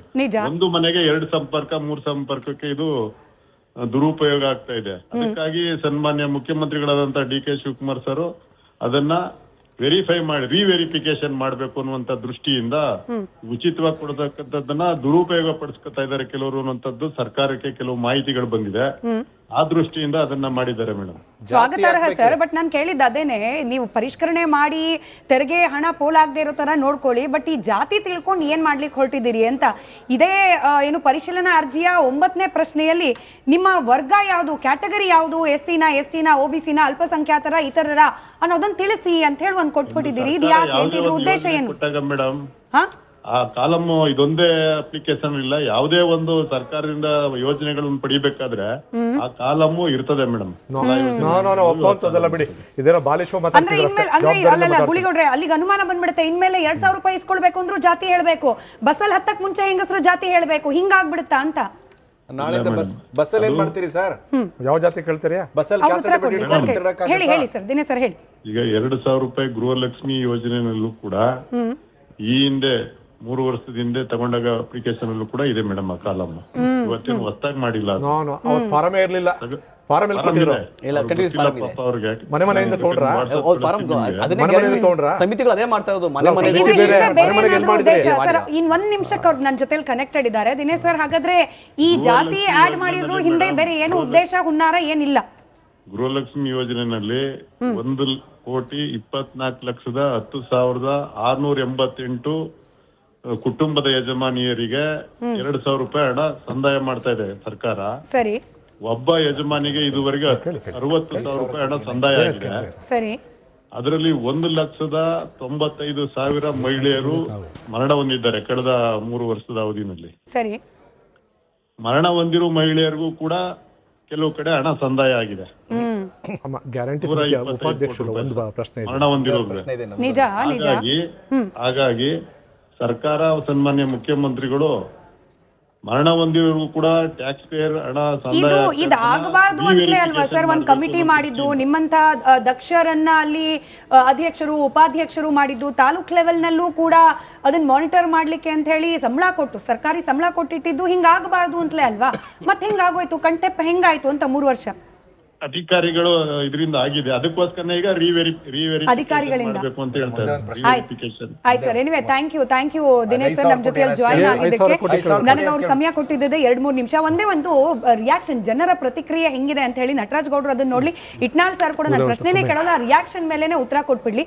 ವಿಜಯಪುರ ಒಂದು ಎಕ್ಸಾಂಪಲ್ ಕೊಡ್ತಿದೀವಿ ಸರ್, ಈ ತರ ರಾಜ್ಯದ ಬೇರೆ ಬೇರೆ ಜಿಲ್ಲೆಯಿಂದನೂ ಕಲೆಕ್ಟ್ ಮಾಡ್ಕೊಂಡಿದೀವಿ, ಟೈಮ್ ಇಲ್ಲ. ವಿಜಯಪುರದಲ್ಲಿ ಈ ಜಾತಿ ಕಾಲಮ್ ಆಡ್ ಮಾಡಿದ್ದಕ್ಕೆ ನಮ್ಮ ವೀಕ್ಷಕರೊಬ್ರು ಪ್ರತಿಕ್ರಿಯೆ ಕೊಟ್ಟಿದ್ದಾರೆ, ನಾವು ಗಮನಿಸೋಣ ಅದನ್ನ. KB ಅವರು ಒಂಥರ ಕಾಸ್ಟ್ ಕೊಡ್ರಿ, ಇನ್ಕಮ್ ಕೊಡ್ರಿ, ಆಧಾರ್ ಕಾರ್ಡ್ ಕೊಡ್ರಿ, ಪ್ಯಾನ್ ಕಾರ್ಡ್ ಕೊಡ್ರಿ, ನಿಮ್ಮ ವೋಟಿಂಗ್ ಕಾರ್ಡ್ ಕೊಡ್ರಿ. ಆಲ್ರೆಡಿ ನಮ್ಮ ಏನ್ ಬೇಕು ಎಷ್ಟು ನಮ್ದು ತಳದ ಹಿಡ್ಕೊಂಡು ಮ್ಯಾಗಿನ ತನಕ ನಿಮ್ ಸರ್ಕಾರದಾಗ ಒತ್ತಿ ಇಟ್ಟು ರಗಡಾಗ್ಯದ. ಮತ್ತು ನಾನು ನೀವು ಹಂಗೆ ಆ ಕಾಗದ ಕೊಡು, ಈ ಕಾಗದ ಕೊಡು, ನಮ್ಮ ಓಸು ಹಳೆನೇ ನಿಂಬಲ್ಲಿ ಇದ್ರು ಮೇರಿ ನಮ್ಗೆ ಮತ್ತೆ ಹಳೆ ಕೇಳೋದ್ರಾಗ ಅರ್ಥ ಇಲ್ಲ ಅಂತ ನಮಗ ಅನಿಸ್ತದ. KB ಅವರು ಇದಕ್ಕೆ ಏನ್ ಹೇಳ್ತೀರಿ? ಇಲ್ಲ, ಏನಂದ್ರೆ ನೋಡ್ರಿ, ದಾಖಲಾತಿ ಕೊಡೋದಕ್ಕೆ ಯಾರು ತಪ್ಪಲ್ಲ. ಯಾಕಂದ್ರೆ ಕೆಲವು ಮೃತರಾದವರು ಡಾಟಾ ಅಪ್ಡೇಟ್ ಆಗ್ಬೇಕಾಗ್ತದೆ, ಮನೆ ಚೇಂಜ್ ಮಾಡಿದವರು ಡೇಟಾ ಅಪ್ಡೇಟ್ ಆಗಬೇಕಾಗ್ತದೆ. ಎವರಿ 2 ಇಯರ್ಸ್ ಈ ತರ ಡೇಟಾ ಅಪ್ಡೇಟ್ ಮಾಡೋದು ತುಂಬಾ ಒಳ್ಳೇದು. ಇದು 3 ಇಯರ್ಸ್ ಆಗಿದೆ, ಡೇಟಾ ಅಪ್ಡೇಷನ್ ಅಗತ್ಯ ಇದೆ, ದತ್ತಾಂಶದ ಅದು ನವೀಕರಣಗೊಳ್ಳುವಂಥದ್ದು ಅಗತ್ಯ ಇದೆ. ಆಮೇಲೆ ಹಣಕಾಸು ಖರ್ಚೇನಾಗಲ್ಲ, ಅವ್ರ ಡೇಟಾ ಆಧಾರ್ ಕಾರ್ಡ್ ಇರ್ತದೆ, ಪ್ಯಾನ್ ಕಾರ್ಡ್ ಇರ್ತದೆ, ಬ್ಯಾಂಕ್ ಡೀಟೇಲ್ ಇರ್ತದೆ, ಎಲ್ಲರೂ ಇರ್ತದೆ, ಯಾರಿಗೂ ಹಣ ಖರ್ಚಾಗೋದಿಲ್ಲ. ಆಮೇಲೆ ಯಾರು ಕಚೇರಿಗಳು ಬೇಕಾದಿಲ್ಲ, ನಮ್ಮ ಅಧಿಕಾರಿಗಳೇ ಅವ್ರ ಮನೆ ಹತ್ರ ಹೋಗ್ತಾರೆ, ಎಸ್ಕಾಂ ಅಧಿಕಾರಿಗಳು ಅವ್ರ ಮನೆ ಹತ್ರ ಹೋಗ್ತಾರೆ, ಮಾಹಿತಿ ತೆಗೆದುಕೊಂತಾರೆ, ಡೇಟಾವನ್ನ ಸಂಗ್ರಹ ಮಾಡ್ತಾರೆ. ಹಾಗಾಗಿ ಯಾರು ಚಿಂತೆ ಮಾಡದೆ ಇದಕ್ಕೆ ಕೊಡ್ಬೇಕು, ಮಾಹಿತಿ ಕೊಡ್ಬೇಕು. ಆಮೇಲೆ ಯಾವುದೇ ರೀತಿಯಾಗಿ ಗ್ಯಾರಂಟಿ ಯೋಜನೆಗಳು ನಿಲ್ಲಲ್ಲ, ಯಾವುದೇ ಹಣ ಯಾರಿಗೆ ತಲುಪಿಲ್ಲ ಅಂದ್ರೂ ತಲುಪ್ತದೆ, ನಾವು ಪರಿಷ್ಕರಣೆ ಮಾಡೋದು ಗೊತ್ತಾ, ಇನ್ನೂ ಹೆಚ್ಚಿನ ಜನತೆಗೆ ವಿಸ್ತರಣೆ ಮಾಡ್ತೀವಿ. ಪರಿಷ್ಕರಣೆ ಮಾಡೋದು ಅಂದ್ರೆ ಅರ್ಹ ಯಾವುದೇ ರೀತಿಯ ಒಬ್ಬ ವ್ಯಕ್ತಿ ಕೂಡ ಹೊರಗುಳಿಬಾರ್ದು, ಇನ್ನು ಹೆಚ್ಚು ಜನಗಳಿಗೆ ವಿಸ್ತರಣೆ ಮಾಡ್ತೀವಿ, ಅವ್ರಿಗೆ ಕೊಡ್ತೀವಿ. ಇನ್ನು 10 ವರ್ಷಗಳ ಕಾಲ ಕಾಂಗ್ರೆಸ್ ಸರ್ಕಾರ ಇರ್ತದೆ, 10 ವರ್ಷಗಳ ಕಾಲನೂ ಕೊಡ್ತೀವಿ. ಆ ಚಿಂತೆ ಬೇಡ. ಬಿಜೆಪಿ JDS ಏನೋ ತಪ್ಪು ಮಾಹಿತಿ ಕೊಡ್ತಾರೆ,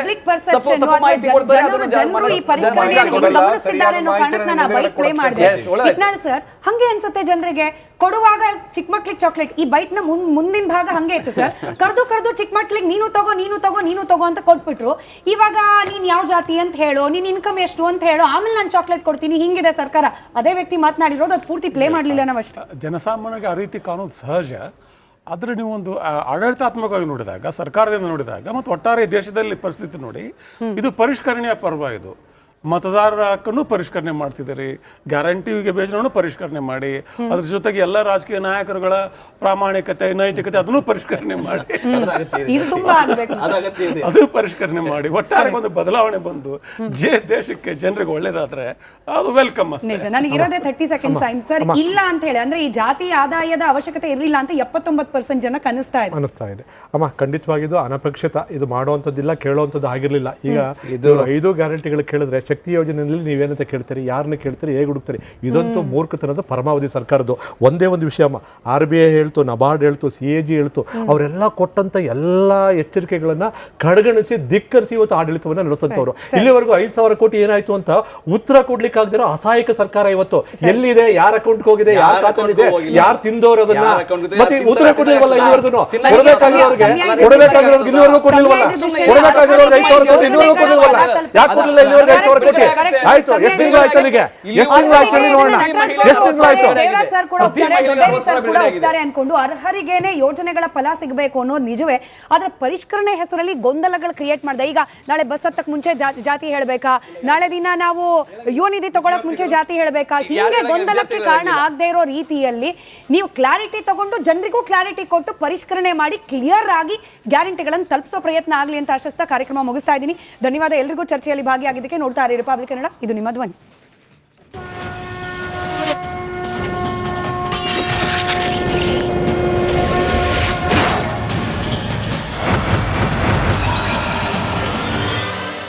ಚಹಾದ ಅಸಲಿ ಟೇಸ್ಟ್ MDHT+ ನಿಂದಲೇ ಬರುತ್ತೆ.